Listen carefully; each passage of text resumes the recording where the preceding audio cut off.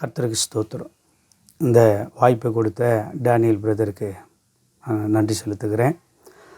எங்களுடைய ஊழியம் அப்போஸ்தல விசுவாச மகிமையின் சபை என்ற சபை ஊழியம் செய்துட்ருக்கிறேன். என்னுடைய ஆரம்ப கால அதாவது சிறு பிள்ளை அந்த காரியங்களை பார்க்கும்போது நாங்கள் பல்லாவரம் பக்கத்தில் இருக்கிற நாகல்கேணி பகுதியில் எங்கள் குடும்பம் பெரிய குடும்பம். அப்பா அம்மா 5 அண்ணனுங்க 2 அக்காங்க. எங்களுடைய தொழில் பார்த்திங்கனாக்கா கர்த்தருக்கு ஸ்தோத்திரம். எங்கள் அப்பா தோல் கம்பெனியில் வேலை செய்வாங்க. எங்கள் அம்மா அந்த ஸ்கூல் பக்கத்தில் கீழே கடை விரித்து அந்த பிள்ளைங்களுக்கு மிட்டாய், அந்த மாங்காய் துண்டுலாம் அப்போ விற்பாங்க. மாங்காய் துண்டு, பலாப்பழம், அந்த காய் எல்லாம் விற்பாங்க, பழங்கள்லாம் விற்பாங்க. அந்த இது தான் எங்களுக்கு அந்த வருமானம். எங்கள் அப்பா பேர் ராஜகோபால், எங்கள் அம்மா பேர் பூசம்மாள். எங்கள் குடும்பம் நல்ல ஒரு இந்து குடும்பம். எங்கள் வீட்டுக்கு பின்னாடியே ஒரு வீடு தள்ளி தான் அந்த ஒரு அம்மன் கோயில் இருக்குது. அந்த கோவிலில் பார்த்திங்கன்னா ஒரு வருஷம் எங்கள் அப்பா கூட தர்மகர்த்தாவாக இருந்திருக்கிறாரு. இன்னும் சொல்லப்போனால் அந்த கோயிலில் கிட்டத்தட்ட நாங்கள் வாங்கி கொடுத்த கொடை, அதாவது தேரில் வரும் பாருங்கள், அந்த கொடை கிட்டத்தட்ட 25 வருஷமாக அந்த கொடை இருக்குது, இன்னமும் இருக்குது அந்த கொடை. அந்தளவுக்கு நாங்கள் அந்த இந்து கோயிலில் நாங்கள் அவ்வளோ ஈடுபாடு உள்ளவங்க. நாங்கள் நிறைய அதுக்காக பணம் செலவு பண்ணுவோம். எங்கள் அண்ணன் தம்பிங்க நிறைய பண்ணுவாங்க. எங்கள் அம்மா பார்த்திங்கனாக்கா அந்த கோயிலில் திருவிழா நடக்கும் போதெல்லாம் எங்கள் அம்மாவுக்கு சாமி வரும். அதாவது முனீஸ்வரம் ஆடுவாங்க. அங்கே உடுக்க சிலம்பு அடித்தாங்கன்னா போதும், எங்கள் அம்மா உடனே வீட்டை விட்டு ஓடிடுவாங்க. அப்போது நாங்கள் எல்லாம் அண்ணன் தம்பிங்க, நாங்கள் சின்ன பையன், நான்லாம் சின்ன பையன், எங்கள் அண்ணன்லாம் நல்லா வாலிபர்லாம் இருப்பாங்க. அப்போ பார்த்திங்கனாக்கா எங்கள் அம்மா அப்படியே ஓடுவாங்க. ஓடும்போது அந்த ஊரில் அது எங்களுக்கு ஒரு மாதிரியாக இருக்கும். துணியெல்லாம் கொஞ்சம் ஒரு மாதிரியாக தலையெல்லாம் விரித்து போட்டுட்டு ஓடுவாங்க. அப்போ ஓடி போய் எங்கள் அண்ணனுங்கெல்லாம் போய் பிடிச்சி தூக்கிட்டு அந்த சோத்திரம் அந்த வீட்டு உள்ள எடுத்துகிட்டு பூட்டிடுவாங்க எங்கள் அம்மாவை. அப்படி தான் அவ்வளோ பக்தி வைராக்கியம். கூழ் ஊற்றுறது, வருஷந்தோறும் கோயில்களுக்கு போகிறது. பெரியபாளையம் போவோம். அடுத்து பார்த்திங்கனாக்கா அதாவது குமரன் கோயிலுக்கு, அதாவது முருகன் கோயிலுக்கு போவோம். இந்த மாதிரி எல்லாமே நாங்கள் செய்கிற செலவுலாம் பார்த்திங்கன்னா வண்டி வச்சு, எங்கள் குடும்பம் ரொம்ப பெருசுன்றதுனால அதுவும் இல்லாமல் எங்கள் மாமா குடும்பம், எங்கள் பெரியம்மா குடும்பம், சித்தப்பா குடும்பம், இவங்கெல்லாம் கூட சேர்ந்து அப்போல்லாம் பார்த்திங்கன்னா மாட்டு வண்டியில் போவோம். அதுக்கு பிறகு கொஞ்சம் மாட்டு வண்டியெலாம் இல்லாத காலத்தில் அதுக்கப்புறம் வேனில் போக ஆரம்பித்தோம். ஒரு நாள் 2 நாள் அங்கேயே போய் தங்கி கோழி, ஆடு அதெல்லாம் பலியிட்டு அங்கேயே சாப்பிட்டுட்டு அது ஒரு திருவிழாவை கொண்டாடிட்டு அப்படி வருவோம் நாங்கள். இதுதான் எங்களுடைய ரொட்டீன் வாழ்க்கை. எங்கள் அப்பாவை பார்த்திங்கனாக்கா தோல் கம்பெனியில் வேலை செய்வார். எங்கள் அப்பா ரொம்ப சாஃப்ட்டு, அதாவது கோபமாக கூட பேச தெரியாது. அதேமாதிரி எங்கள் அப்பாவுக்கு கெட்ட பழக்கம்னு சொன்னாக்கா பொடி போடுவார், அவ்வளோதான். மற்றபடி எந்த பழக்கமும் கிடையாது, பொடி போடுவார். எங்கள் அம்மா பொடி போடுவாங்க.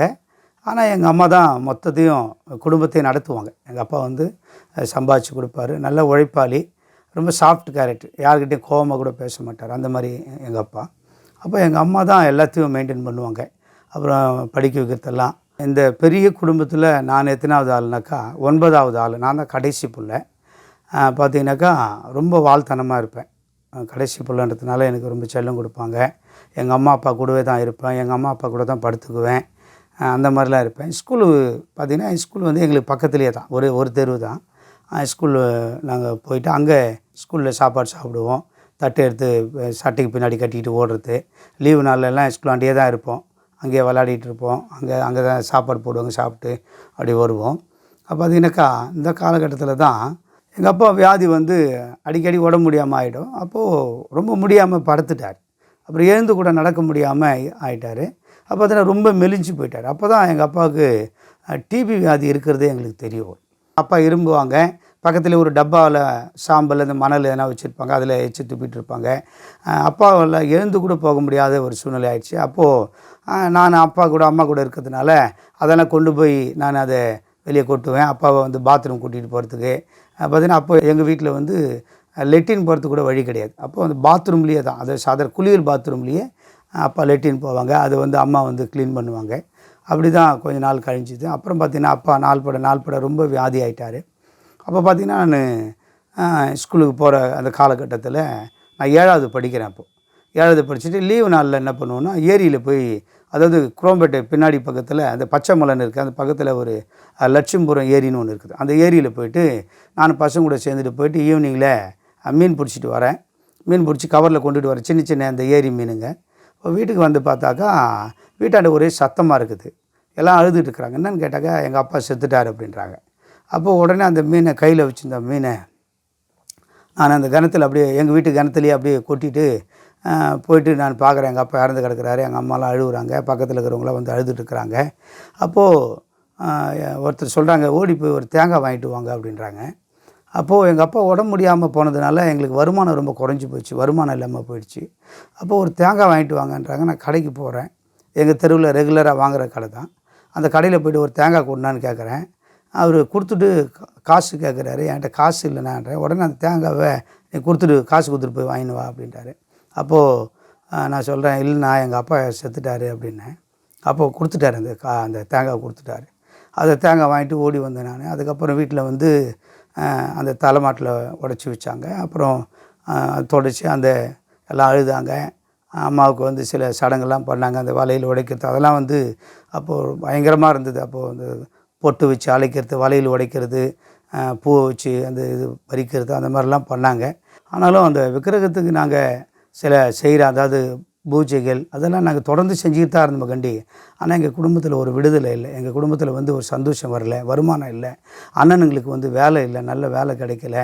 நாங்கள் ஒவ்வொரு முறையும் போய்ட்டு ஒவ்வொரு வெள்ளிக்கிழமையும் சனிக்கிழமையும் செவ்வாய்க்கிழமையும் பயங்கரமாக விரதம் இருப்போம், கவுச்சி சாப்பிட மாட்டோம் அந்த நாட்களில். ஆனாலும் அந்த விக்கிரகம் வந்து எங்கள் அம்மா பயங்கரமாக சாமி கும்பிடுவாங்க. நாங்கள் எல்லாருமே சாமி கும்பிட்ருக்கோம், எல்லாருமே நாமம் போட்டுக்குவோம் அந்த புரட்டாசி மாதத்தில். ஆனாலும் ஒரு தெய்வமும் எங்கள் வார்த்தையை எங்கள் வாழ்க்கையில் ஒரு மாற்றத்தை கொண்டு வர முடியல. ஆனால் நாள்பட பார்த்தீங்கன்னாக்கா நாங்கள் எங்கள் வீட்டு பக்கத்துலலாம் கிறிஸ்தவங்கள் இருந்தாங்க. ஆனால் வந்து எப்போது வந்து ஜெபிப்பாங்க. ஒரு சகோதரர் இருப்பார், அல்போன்ஸ்னு சொல்லிட்டு, அவர் வந்து மாதா கோயிலுக்கு போகிறவர். அவர் வந்து எங்கள் அப்பா உடம்பு முடியாதப்பெல்லாம் வந்து முழங்கால் படிட்டு ஜெபிப்பார், அழுவார், கண்ணீர் வடிப்பார். ஆனால் நாங்கள் அதை உட்காந்து பார்த்துக்கிட்டு இருப்போம், இவர் ஏன் வந்து அழுகுறாரு அப்படின்னு சொல்லிட்டு. அதெல்லாம் எனக்கு தெரியாது. ஆனால் நாங்கள் எங்கள் தெய்வத்தை வணங்குறத நாங்கள் விடவே இல்லை. நாங்கள் எல்லா தெய்வத்தையும் வணங்குவோம். எங்கிட்ட பார்த்தீங்கன்னாக்கா அதாவது பெரிய ஓட்டு வீடு, எங்கள் வீடு கிட்டத்தட்ட 10 ரூம் இருக்கும். அதில் ஒரு ரூம் முழுக்க அதாவது விக்கிரக போட்டோ மட்டும்தான் இருக்கும். அது உள்ளே போனீங்கன்னாவே பயங்கரமாக இருக்கும். அதாவது 3 வரிசையில், அதாவது மேல் சுவத்தில் 3 வரிசையில் அந்த படங்களை மாட்டியிருப்போம், அந்த விக்கிரக படங்களை மாட்டியிருப்போம். கீழே அது பூஜைக்கான சாமான்கள் வச்சுருப்போம். அது உள்ளே போய்ட்டு ஒவ்வொரு படத்தையும் தொட்டு எங்கள் அண்ணனுங்களும் சரி, நாங்களும் சரி, அக்காங்களும் சரி, எல்லாம் அப்படி தான் வணங்குவோம். அவ்வளோ பக்தியாக இருப்போம் நாங்கள். ஆனால் ஒரு தெய்வம் கூட எங்களை காப்பாற்றலை, எங்களை விடுவிக்கலை. நாளுக்கு நாள் வந்து எங்களுக்கு வறுமை அதிகமாகிடுச்சு. ஏன்னா அப்பா வருமானத்தை மாத்திரம் நாங்கள் நம்பி வாழ்ந்தோம். அப்பா உடம்பு முடியாதப்போ அது எல்லாமே அப்படியே போயிடுச்சு. அதுக்கு பிறகு எங்களுக்கு வந்து அண்ணனுங்களுக்கும் வேலை இல்லை. ஆனால் அண்ணனுங்க போய் வேலைக்கு தேடுறாங்க, ஆனால் முடியல. அப்புறம் ஒரு அண்ணன் போயிட்டு ஒரு தோல் கம்பெனியில் வேலை செய்கிறார், ஒரு அண்ணன் குடிகாரன் ஆகிட்டார். அப்போது பாருங்கள், இன்னொரு அண்ணன் நல்லா இன்ஜினியர் படிச்சிருக்கிறாரு, அண்ணனுக்கு வேலை கிடைக்கல. போயிட்டு டி நகரில் ஜாய் அலுகாஸில் போய்ட்டு செக்யூரிட்டி வேலை பார்க்குற, வெளியில் யூனிஃபார்ம் போட்டுவிட்டு எங்கள் அண்ணன் நிற்கிறாங்க. ஆனால் பாருங்கள், அப்படி இருந்து அந்த சமயத்தில் தான் எங்களை படிக்க வைக்கணும். நாங்கள் வந்து 3 பேர் சின்னவங்க, 3 அண்ணனுங்க வந்து பெரியவங்க. அப்போது நாங்கள் எங்கள் யூக்கில் நாங்கள் எங்கள் 3 பேருக்கும் ஸ்கூலுக்கு ட்ரெஸ் எடுக்கணுன்னா எங்கள் அண்ணன் அவ்வளோ கஷ்டப்படுவாங்க. ட்ரெஸ் எடுக்கணும், அந்த யூனிஃபார்முக்கு. அந்த கவர்மெண்ட் ஸ்கூல் தான், அந்த ட்ரெஸ் எடுத்து ஒரே மாதிரி தைச்சி எங்களை அனுப்புவாங்க. படிக்க வைக்கிறதுல எங்கள் குடும்பத்தில் ரொம்ப எங்களுக்கு ஆர்வம் காட்டுவாங்க. ஆனால் பார்த்திங்கனாக்கா நாங்கள் அப்படியே படித்து வருகிற காலத்தில் பார்த்திங்கனாக்கா ஒரு சில அண்ணன்லாம் நாங்கள் எல்லாருமே எங்கள் குடும்பத்தில், எங்கள் ஊரில் நாங்கள் எல்லாருமே +2 வரலும் படிச்சிருக்கிறோம் எங்கள் குடும்பத்தில். அதனால் எங்கள் குடும்பத்தில் வந்து எல்லாருக்குமே எங்கள் குடும்பம்னாக்கா கொஞ்சம் மரியாதையாக சொல்லுவாங்க. ஏன்னா அவங்க வந்து படித்த குடும்பம் அப்படின்னு சொல்லுவாங்க. இப்படி இருக்கிற காலகட்டத்தில் நான் பார்த்திங்கனாக்கா ஸ்தோத்திரம் அப்படியே படிச்சுக்கிட்டு வந்து அடுத்து நான் அப்படியே +2 போகிறேன். +2 போயிட்டு அடுத்து பார்த்திங்கன்னா +2ல் ஒரு 2 சப்ஜெக்ட் ஃபெயில் ஆகிட்டேன். ஃபெயில் ஆகின உடனே நான் அதுக்கப்புறம் ஸ்கூல் படிப்பை நிறுத்திட்டு அரியர் எழுதுறதுக்காக, அந்த சப்ஜெக்ட் எழுதுறதுக்காக, ஃபெயிலான சப்ஜெக்டை அது முயற்சி பண்ணி அதை எழுதிட்டு இருந்தேன். அப்போது எனக்கு வந்து ஸ்கூலாண்ட வந்து சில நண்பர்கள் எனக்கு பழக்கமானாங்க. அது பார்த்திங்கன்னா ஸ்கூலாண்டியே தான் இருப்போம், ஸ்கூல் பேக் சைடில் தான் நாங்கள் சுற்றிக்கிட்டு இருப்போம். அப்போது அந்த நண்பர்களோடு சேர்ந்து பீடி பிடிக்க கற்றுக்கிட்டேன். அப்புறம் கொஞ்சம் குடிக்க கற்றுக்கிட்டோம். அப்புறம் பார்த்திங்கனாக்கா ஒரு 20-30 பேர் நாங்கள் எப்போவுமே ஸ்கூல் அந்த பேக் சைட்லேயே இருப்போம்.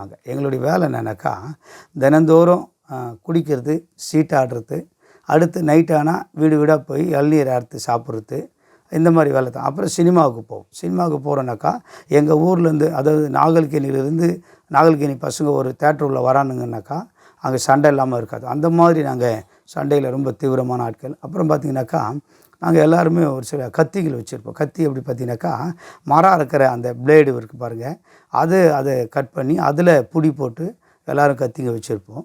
இதுதான் எங்களுடைய வாழ்க்கையில் இது ரொட்டீனாக இருக்கும்போது தினம் சண்டை, தினம் பிரச்சனை. ஆனால் நான் பார்த்தீங்கன்னா எங்கள் அண்ணனுங்கள்லாம் வீட்டுக்கு வரும்போது ரொம்ப நல்ல பிள்ளை மாதிரி வருவேன். ஆனால் பார்த்தீங்கன்னாக்கா வீட்டை விட்டு வெளியே போன உடனே காலையில் 9 மணிக்கே பட்டை சாராயம் குடிப்பேன் நான். காலையில் 9 மணிக்கு. ஏன்னு கேட்டால் எங்கள் ஊரில் ரொம்ப சாராயம் ரொம்ப ஃபேமஸ். தென்னீர் மலைக்கு பக்கத்தில் எங்கள் ஊர். அதனால் நிறைய சாராயம் வியாபாரம் எங்கள் ஊரில் நடக்கும். பார்த்திங்கனாக்கா காலையில் 10 ரூபா தான். 10 ரூபா கொடுத்தா போதும், அந்த சாராயத்தை குடிச்சிட்டு காலையிலேயே சீட்டாட ஆரம்பிச்சிருவோம். நான் பெரும்பாலும் வீட்டுக்கு நான் எப்போ வருவேன்னாக்கா காலையில் விடிகாலையில் 3 மணிக்கு 4 மணிக்கு தான் வீட்டுக்கு வருவேன், எல்லோரும் தூங்கிட்டு இருக்கும்போது. ஆனால் எங்கள் அம்மா மட்டும் தூங்க மாட்டாங்க. ஏன்னா என் பிள்ளை வந்து பட்னியாக படக்கும்னு சொல்லிவிட்டு அவங்க மாத்திரம் சத்தம், கதவு திறக்கிற சத்தம் கேட்டவுடனே எழுந்து வந்து கூப்பிட்டு கேட்பாங்க, என்னடா வாயிலெல்லாம் ஒரு ஸ்மெல்லு வருது, ஏதோ நாடுது அப்படின்னு கேட்பாங்க. நான் சொல்லுவேன், இல்லைம்மா அப்படி ஏதாவது ஒன்று சொல்லி அம்மாவை சமாளிப்போம். அதே மாதிரி ஆண்ட்ஸ் நிறைய போடுவேன். ஆண்ட்ஸ் போடும்போது பார்த்திங்கனாக்கா சில சமயத்தில் எவ்வளோ ஜாக்கிரதையாக அதை வீட்டுக்கு போகும்போது கொண்டு போகாமல் எங்கன்னா மறைச்சி வச்சுட்டு போவேன். ஆனால் ஒரு நாள் பார்த்திங்கன்னா வீட்டில் எங்கள் அண்ணி, பெரிய அண்ணி பார்த்துட்டாங்க. அப்போது பார்த்துட்டு எங்கள் அம்மாக்கிட்ட கொண்டு போய் கொடுக்குறாங்க. இது தம்பி பாக்கெட்டில் இருக்குது இது அப்படின்னோடனே, அப்போ எங்கள் அம்மா கேட்குறாங்க, இது என்னப்பா இது, என்னடா இது அப்படின்னு கேட்கும்போது நான் சொல்கிறேன், இல்லைம்மா அது பல்லு வலிக்காக அடைக்குவேன் அப்படின்னு சொல்கிறேன். அப்போது அப்போ எனக்கு கொஞ்சம் கொடுன்றாங்க. நான் சொல்கிறேன், இல்லைம்மா இது வயசானவங்களை போடக்கூடாது அப்படின்னு சொல்லிவிட்டு நான் அதுலேருந்து வீட்டுக்கு கொண்டு போகாத அளவுக்கு ஜாக்கிரதையாக இருந்தேன். அப்படியே காலகட்டத்தில் அப்படியே பார்த்தீங்கன்னாக்கா எனக்கு அடுத்து அரசியலில் எனக்கு கொஞ்சம் ஈடுபாடு வந்தது. அதாவது அம்பேத்கர் மன்றத்தில் சேர்ந்து அதில் நான் ஒரு லீடர் ஆகிட்டேன் எங்கள் ஊரில். அப்போ எனக்கு நிறைய சமூக சேவை செய்வோம், தண்ணியும் சாப்பிடுவோம், கலாட்டா பண்ணுவோம், எல்லாம் செய்வோம். ஆனால் நான் இந்த மாதிரி சமூக சேவை செய்கிறது, ரோடு பெருக்கிறது, ஏதாவது காவாங்க அந்த கழிவுநீர் கால்வாயெல்லாம் சுத்தம் பண்ணுறது, இந்த மாதிரிலாம் செய்வோம். அப்போது அப்படியே அந்த காலகட்டத்தில் பார்த்திங்கனாக்கா எனக்கு ஒரு கம்பெனியில் வேலைக்கு போகணுன்னு சொல்லி ஒருத்தர் வந்து கூப்பிட்டாங்க. அந்த கம்பெனிக்கு வேலைக்கு போனோம். அந்த கம்பெனி ஓனர் யாருனாக்கா ஒரு எம்பியோடைய மச்சான் அவர் பார்த்திங்கன்னா முழுக்க அந்த கம்பெனியில் வாரத்தில் ஒரு 4 நாள் கட்ட பஞ்சாயத்து நடக்கும். அந்த இடத்துல எனக்கு வேலை கிடச்ச உடனே எங்களுக்கு அது ஒரு ஜாலியாகவும் இருந்தது. பார்த்திங்கனாக்கா அவர் கட்ட பஞ்சாயத்து பண்ணுவார், எங்கே இருந்தாலும் எல்லோரும் அங்கே தான் வருவாங்க. அது பார்த்திங்கன்னா அதில் ஒரு சந்தோஷம் எங்களுக்கு. அதில் போவோம். எங்களுக்கு அவங்க சம்பளம் கொடுக்க மாட்டாங்க. ஆனால் எங்களுக்கு அந்த கம்பெனியில் 3 ஓனருங்க, 3 ஓனரும் 3 வண்டி வச்சுருப்பாங்க. ஒவ்வொரு வண்டியும் எங்ககிட்ட கொடுத்துருவாங்க. நாங்கள் ஆளுக்கு ஒரு வண்டியை வச்சுக்கிட்டு நாங்கள் சுற்றிட்டு இருப்போம். பார்த்திங்கன்னா ஊரில் எங்கே பிரச்சனை நடந்தாலும் எங்ககிட்ட வருவாங்க. அப்போ நாங்கள் எங்கள் ஓனர்கிட்ட கூட்டிகிட்டு போவோம். அவர் தான் கட்ட பஞ்சாயத்து பண்ணுவார். போலீஸ் ஸ்டேஷனில் அவர் வந்து அரசியலில் அவங்க மாமா இருக்கிறதுனால எம்பி அப்போ இருக்கிறார். அப்போது பார்த்திங்கனாக்கா எந்த ஸ்டேஷன்லையுமே ஒன்றும் பண்ண முடியாது, எந்த கேஸாக இருந்தாலும் அவர் சரி பண்ணுவார். அந்த மாதிரி அப்படியே போயிட்டுருக்கும்போது எனக்கு இன்னும் கொஞ்சம் அரசியலில் வளரணும் அப்படின்ட்டு எனக்கு ஒரு எண்ணம். அப்போ நான் என்ன பண்ணேன், காங்கிரஸில் போய் சேர்ந்துட்டேன். காங்கிரஸில் சேர்ந்து நான் பம்மலுக்கு நகர செயலாளராக எனக்கு போட்டாங்க. ஏன்னா பம்மலில் நகர செயலாளர்ன்றது வந்து காங்கிரஸை பொறுத்தவரை தலைவர்களுக்கு தான் அதிக பொறுப்பு, அதாவது மதிப்பு. செயலாளர்களுக்கு மதிப்பு கிடையாது. திராவிட கட்சிகளுக்கு வந்து செயலாளருக்கு மதிப்பு இருக்கும். ஆனால் காங்கிரஸ் கட்சியில் பார்த்திங்கன்னா தலைவர்களுக்கு தான் மதிப்பு இருக்கும். அப்போது எனக்கு செயலாளராக போட்டாங்க. இளைஞர் இல்லைன்னு நான் செயலாளர். ஆனால் பார்த்திங்கனாக்கா அந்த காலகட்டத்தில் எல்லாம் வயசானவங்க தான் காங்கிரஸில். ஆனால் நான் பார்த்திங்கனாக்கா நான் ஒரு 20 பசங்களை சேர்த்துக்கிட்டு எங்கள் ஊர் முழுக்க கொடி ஏற்றுவேன். எல்லோரும் பைக்கில் ஏற்றிட்டு போயிட்டு கொடி ஏற்றுறது, ஆட்டோவில் போகிறது, இந்த மாதிரி அப்படியே கொஞ்சம் கொஞ்சமாக வளர்ந்து வரும்போது அப்போ காங்கிரஸில் இருந்து அப்போது மூப்பனார் வெளியே வராரு. மூப்பனார் வெளியே வரும்போது அந்த கட்சியில் நான் சேர்றேன். தமிழ் மாநில காங்கிரஸில் நான் சேர்றேன். அதில் எனக்கு மறுபடியும் என்ன செயலாளராக போடுறாங்க. அதில் கொஞ்ச நாள் ஒர்க் பண்ணிகிட்ருக்கிறேன். அதுக்கப்புறம் பார்த்திங்கன்னா மூப்பனார் மறிக்கும்போது அவர் இறந்துடுற அப்புறம் ஏடிஎம்கேல சேர்றேன். நான் ஏடிஎம்கேல சேர்ந்து அதில் நான் ஒரு பெரிய ஆள் ஆகணும்னு சொல்லிட்டு அதில் பயங்கரமாக உழைக்கிறேன். அப்போ உழைக்கும் போது பார்த்தீங்கன்னா மாவட்ட செயலாளர் வந்து சிட்லப்பாக்கத்தில் இருக்காங்க. அவர் என்னுடைய ஆக்டிவிட்டீஸ்லாம் பார்த்துட்டு என்னை இளைஞரணி செயலாளராக பம்மலில் ஏடிஎம்கேல என்னை பொறுப்பாளராக இணை செயலாளராக போடுறாங்க. அப்போது இன்னும் நான் வேகமாக செயல்படுறேன். கையில் காசு இருக்காது, கம்பெனியில் வேலை செய்வேன், அந்த காசு கொண்டு போய் இந்த அரசியலில் செலவு பண்ணுவேன். அப்படி இருக்கும்போது அப்போது எலெக்ஷன் வருது. எலெக்ஷன் வரும்போது நான் எலெக்ஷனில் நிற்கிறேன். அதாவது 96 1996 எலெக்ஷனில் நிற்கிறேன். அப்போ பார்த்தீங்கன்னாக்கா டீ விலையே வந்து பார்த்திங்கன்னா ஒரு ₹2 தான். ₹2 ₹2.25 தான் டீ. அப்போவே கிட்டத்தட்ட ஒரு நாளைக்கு ஒரு ₹300 டீ செலவு பண்ணுற அளவுக்கு நான் அவ்வளோ கூட்டம் என் கூட இருக்கும். தினந்தோறும் எல்லாருக்கும் தண்ணி வாங்கி கொடுப்பேன். என் கூட்டம் நிறைய பார்த்திங்கனாக்கா நிறைய அந்த எலெக்ஷனில் கிட்டத்தட்ட 16 பேர் நிற்கிறாங்க. அந்த 16 பேரில் குறைஞ்ச வயசு உள்ள ஆள் யாருன்னா நான் மட்டும்தான். அப்போது எல்லா இடத்துலையுமே என்ன பேசிக்கிறாங்கனாக்கா மணிகண்டன் தான் ஜெயிச்சிடுவார். ஏன்னா அவரு கூட தான் எல்லா பசங்களும் இருக்கிறாங்கன்னு சொல்லிட்டு எல்லோரும் தீவிரமாக பசங்க எல்லோரும் வேலை செய்கிறாங்க. எல்லாம் அவங்க வீடுங்களில் போய் சொல்கிறாங்க, அம்மா இந்த மாதிரி மணிக்கு தான் ஓட்டு போடணும் அப்படின்னு சொல்லிட்டு. பார்த்திங்கன்னா ஊரில் பெரிய பெரிய ஆளுங்க, பழைய ஆளுங்கள்லாம் பயப்படுறாங்க நம்மளை பார்த்து. அவ்வளோ பசங்க என் கூட ஒரு கிட்டத்தட்ட 150 பசங்க என் கூட இருக்கிறாங்க எங்கள் ஊரில். அப்படி இருக்கும்போது அந்த எலெக்ஷனில் நான் தோற்றுட்டேன். பார்த்திங்கனாக்கா ஒரு 25 ஓட்டில் தோற்றுட்டேன். தோற்றதில் நான் 3ஆவதாக வரேன். 16 பேரில் 3ஆவதாக வரேன். அப்போ என் கூட இருந்த பசங்களாம் ரொம்ப வெக்ஸ் ஆகிட்டு கிட்டத்தட்ட ஒரு 6-7 பேர் மொட்டை அடிச்சுக்கிட்டு அண்ணன் தோற்றுட்டார் சொல்லிட்டு அந்த மாதிரி அப்படி இருக்கும்போது அப்போ நான் இன்னும் அரசியலில் வேகமாக இன்னும் செயல்படுறேன். ஏன்னா அப்போ வந்து எனக்கு சீட்டு கொடுக்கல, ஏடிஎம்கேல சீட்டு கொடுக்கல, சுயேட்சை நின்னேன் பூட்டு சாவி சின்னத்தில். அப்போது சீட்டு கிடைக்காதனால அந்த இதில் தோற்று போயிட்டேன் நான். திமுக அன்றைக்கி அந்த நாட்களில் ஜெயிச்சிட்டாங்க.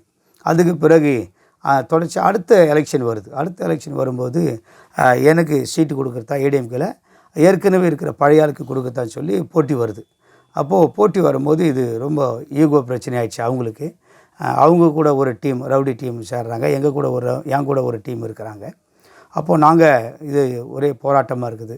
இந்த காலகட்டத்தில் பார்த்திங்கனாக்கா கடைசியாக நான் என்ன பண்ணிட்டேன், சரி அவங்களை விட்டு கொடுத்துட்டு நான் அவங்களுக்கு வேலை செய்ய கூட இருந்தேன், ஆனால் வேலை செய்யலை. அவங்க தோற்று போட்டோன்னு சொல்லிவிட்டு நான் அப்படி இருந்துட்டேன். அப்போ இப்படி போயிட்டுருக்கும்போது நாளுக்கு நாள் பார்த்திங்கன்னா எங்கள் ஊரில் மணிகண்டன்னாக்கா ஒரு தலைவர்களில் ஒரு ஆளாக ஆகிட்டேன் நான். எல்லாருக்கும் மதிக்கக்கூடிய ஆள். ஊரில் எந்த டெத் இருந்தாலும் உடனே எனக்கு ஃபோன் பண்ணுவாங்க. நான் ஒரு 10-20 பசங்களோடு போயிட்டு ஒரு மாலை போடுற அளவுக்கு அங்கே ரொம்ப செல்வாக்காயிடுச்சு. ஆனால் நான் ரொம்ப சின்ன பையன்தான்.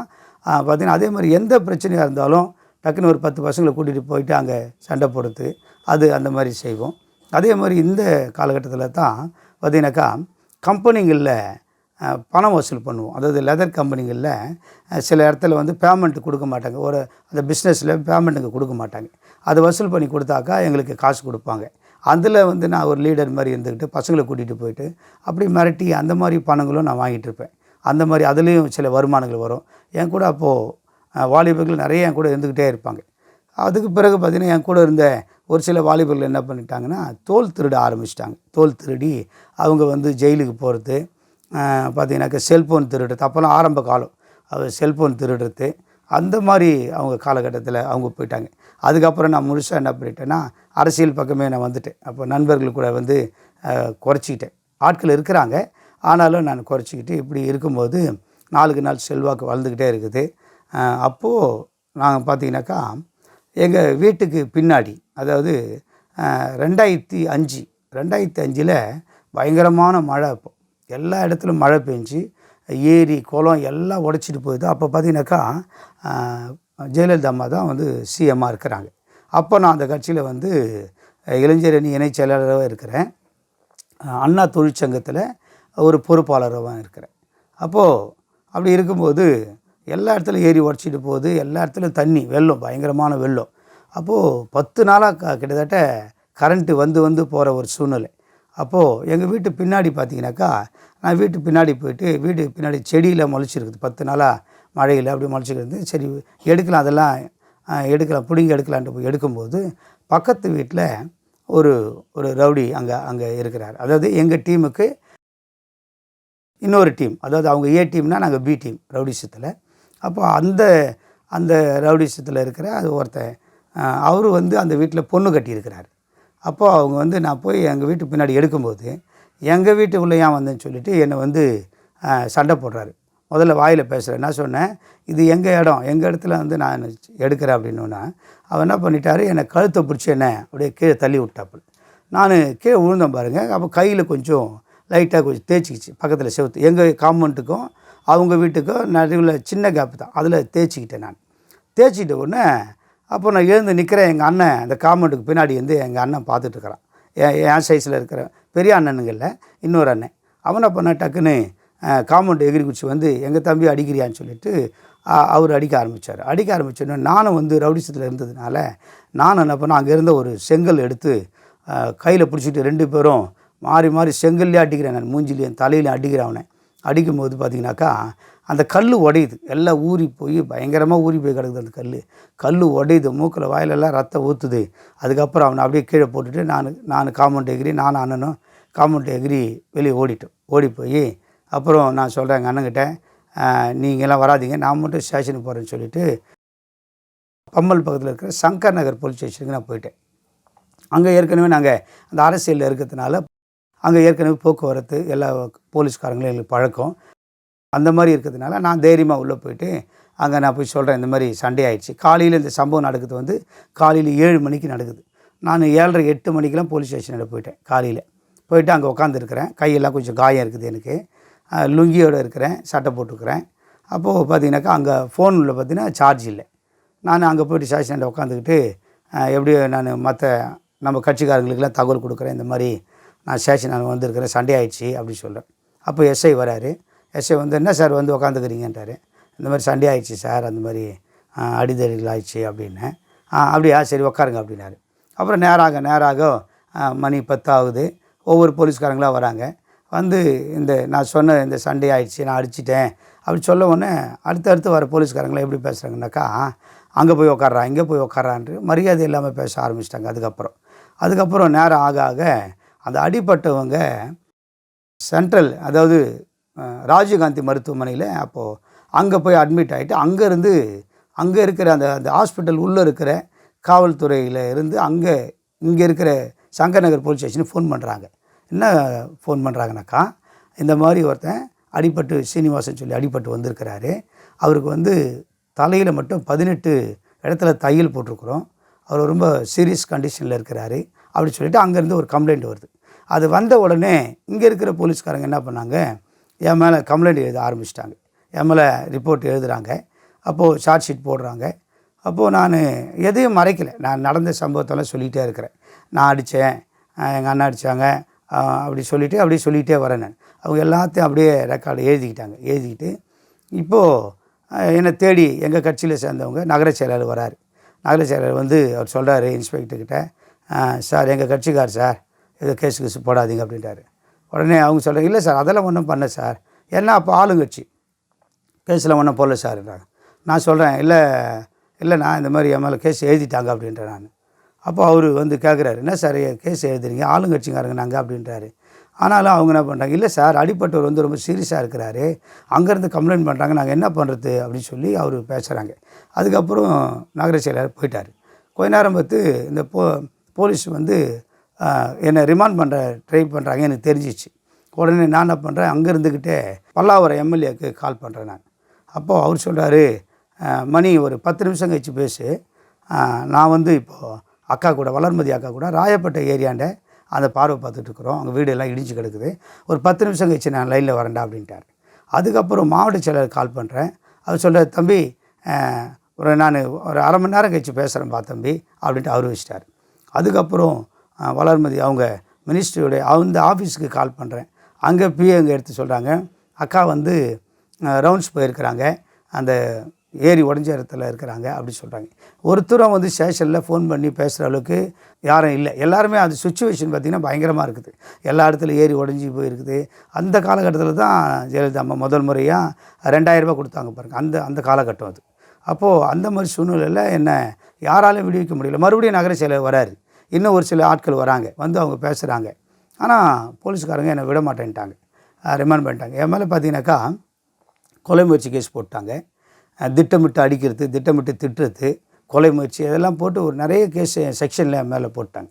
போட்டு அது பார்த்திங்கன்னா சாயந்தரம் ஆயிடுச்சு. இதுக்குள்ளே மணி 4 ஆயிடுச்சு. 4 மணி வரலும் நான் பசியாக அங்கே இருக்கிறேன்.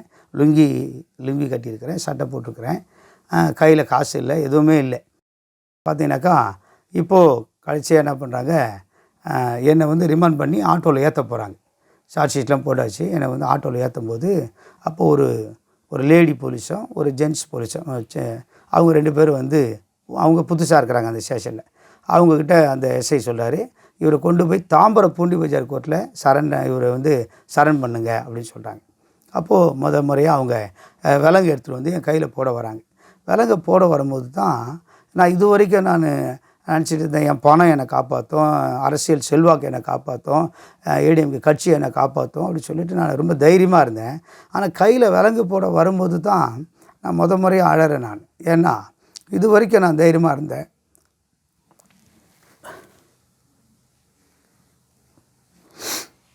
அதுக்கு பிறகு எனக்கு அழதான் வருது, என்னால் ஒன்றும் பேச முடியல. அப்போது அந்த லேடி போலீஸும் ஜென்ட்ஸ் போலீஸும் என்ன பண்ணாங்க, ஆனால் இவருக்கு விலங்கு போட வேணாம் அப்படின்னு சொல்லிட்டு ஆட்டோவில் நடுவில் உட்கார வச்சுட்டு 2 பக்கமும் இந்த பக்கமும் அந்த பக்கமும் அவங்க உட்காந்துக்கிட்டாங்க. ஆட்டோ அதாவது எந்த ஊரில் இருந்தனோ அந்த ஊர் வழியாகவே அது பூண்டி பஜார் தாம்பரம் கோர்ட்டுக்கு கொண்டு போகிறாங்க. போகும்போது ஒரு அவமானத்தோட எந்த ஊரில் நான் வந்து தலை நிமிர்ந்து ஓடிட்டு இருந்தேனோ, எந்த ஊரில் செல்வாக்காக இருந்தானோ அந்த ஊரில் இப்போ நான் 2 போலீஸுக்கு நடுவில் கூனி குறுகி உட்காந்துக்கிட்டு நான் போயிட்டுருக்கிறேன். அதுக்குள்ளே ஊர் முழுக்க எல்லாம் நியூஸ் பரவிடுச்சு, இந்த மாதிரி மணிகண்டனை வந்து போலீஸ் பிடிச்சிட்டாங்க, இந்த மாதிரி அரெஸ்ட் பண்ணி கூட்டிகிட்டு போகிறாங்க அப்படின்னு சொல்லிட்டு. பார்த்தீங்கன்னாக்கா அப்போது எங்கள் ஃபேமிலியில் பார்த்தீங்கன்னாக்கா எங்கள் சொந்தக்காரங்களாம் வந்து ரொம்ப சாஃப்டான ஆட்கள். நான் மட்டும்தான் அதில் கொஞ்சம் வாழ்த்தனமான ஆள். ஆனால் எதிரி இப்போ நான் அடித்தோம் பாருங்க, அவங்க குடும்பம், அவங்க ஃபேமிலி, அவங்க பேக்ரவுண்டு எல்லாருமே அந்த சூனாமூடு பகுதியை சார்ந்தவங்க. அவங்க எல்லாருமே இங்கே வந்து குடியேறினவங்க. அவங்க எல்லாருமே ரவுடிசம். அப்போது என் பக்கத்தில் ஒரு கோர்ட்டாண்ட வந்து நிற்கிறதுக்கு கூட ஆள் இல்லை, பயப்படுறாங்க. ஏன்னாக்கா அவங்க செட்டு வந்து நிறைய இருக்கிறதுனால பயந்துட்டு யாரும் வரமாட்டாங்க. அப்போ நான் மட்டும் கோர்ட்டுக்கு போகிறேன். அங்கே பார்த்தீங்கன்னா ஒரே ஒரு அண்ணன், அதாவது அவர் மட்டும் வந்து நிற்கிறார், எங்கள் சொந்தக்காரர் ஒருத்தர், அவர் மட்டும் வந்து நிற்கிறாரு. ஒரு லுங்கி ஒன்று வாங்கிட்டு, ஒரு அண்டர்வேர் ஒன்று வாங்கிட்டு வந்து அங்கே நிற்கிறாரு. மணி நீ கவலைப்படாத, நாங்கள் ஜாமீன் எடுத்துடுறேன் அப்படின்னு சொல்கிறாரு. அப்போது அதுக்கப்புறம் கோர்ட்டில் நிற்க வச்சாங்க. பூண்டி பஜார் கோர்ட்டில் கையை கட்டி நிற்கிறேன். அப்போது ஜட்ஜி கேட்குறாங்க, நீ அடிச்சியா அப்படின்னாரு. நான் அடித்தேன் சார் அப்படின்னேன். அது வேறு எதுவுமே சொல்லலை. உடனே 15 நாள் ரிமாண்ட் சொல்லிவிட்டு என்னை அனுப்பிட்டாங்க. அப்போ பார்த்திங்கன்னா அது கோர்ட்டுக்கு வெளியில் ஒரு பெரிய பஸ்ஸு நிற்குது. அதாவது கைதிகளை கொண்டு வந்து பஸ்ஸு நிற்குது. அப்போது அந்த வண்டியில் என்னை ஏற்றிட்டாங்க. பார்த்தீங்கன்னாக்கா அந்த உள்ளே போய் உட்காடுறேன். எல்லாருமே 2 பேராக கையில் விலங்கு போட்டுக்கிட்டு உட்காந்துருக்கு, பெரிய பெரிய அக்கிஸ்ட்டுங்க உட்காந்துருக்குறாங்க அது உள்ளே. நான் போய் உட்காடுறேன். என்னை ஒரு அசிங்கமாக சொல்லி தான் பேசுகிறாங்க எல்லாருமே. எனக்கு ரொம்ப வருத்தமாக இருக்குது, துக்கமாக இருக்குது. ஆனாலும் ஒன்றும் பண்ண முடியல, வேறு வழி இல்லை, நான் அதில் தான் போய் ஆகணும். அப்புறம் அதிலேருந்து அப்படியே சென்ட்ரல் ஜெயிலுக்கு கூட்டிகிட்டு போனாங்க. அப்போது சென்ட்ரல் ஜெயில் வந்து இங்கே இந்த ராஜீவ்காந்தி ஹாஸ்பிட்டலுக்கு பக்கத்தில் அங்கே தான் இருந்தது சென்ட்ரல் ஜெயில் 2005. அப்போது அங்கே கூட்டிகிட்டு போகிறாங்க. அங்கே கூட்டிகிட்டு போயிட்டு முதல்ல உள்ளே போகும்போது எல்லாத்தையும் செக் பண்ணுறாங்க. செக் பண்ணும்போது என் பாக்கெட்டில் 2 20 நோட்டு நான் டிக்கெட் பாக்கெட்டில் வச்சுருக்கிறேன். 2 20 நோட்டு, வேறு காசு எதுவும் இல்லை. ஆனால் எல்லோரும் தேடுறாங்க, பாக்கெட்லாம் கையை விட்டு தேடுறாங்க.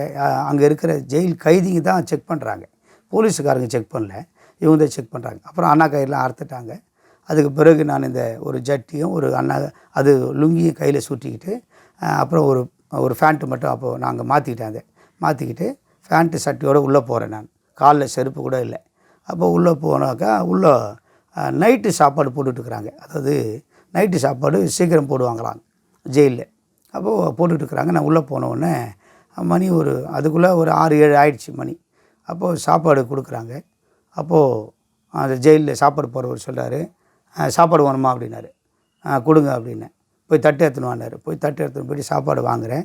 சாப்பாடு வாங்கிட்டு நான் போய்ட்டு சாப்பிட்லான்ட்டு போய் உட்காடுறேன்.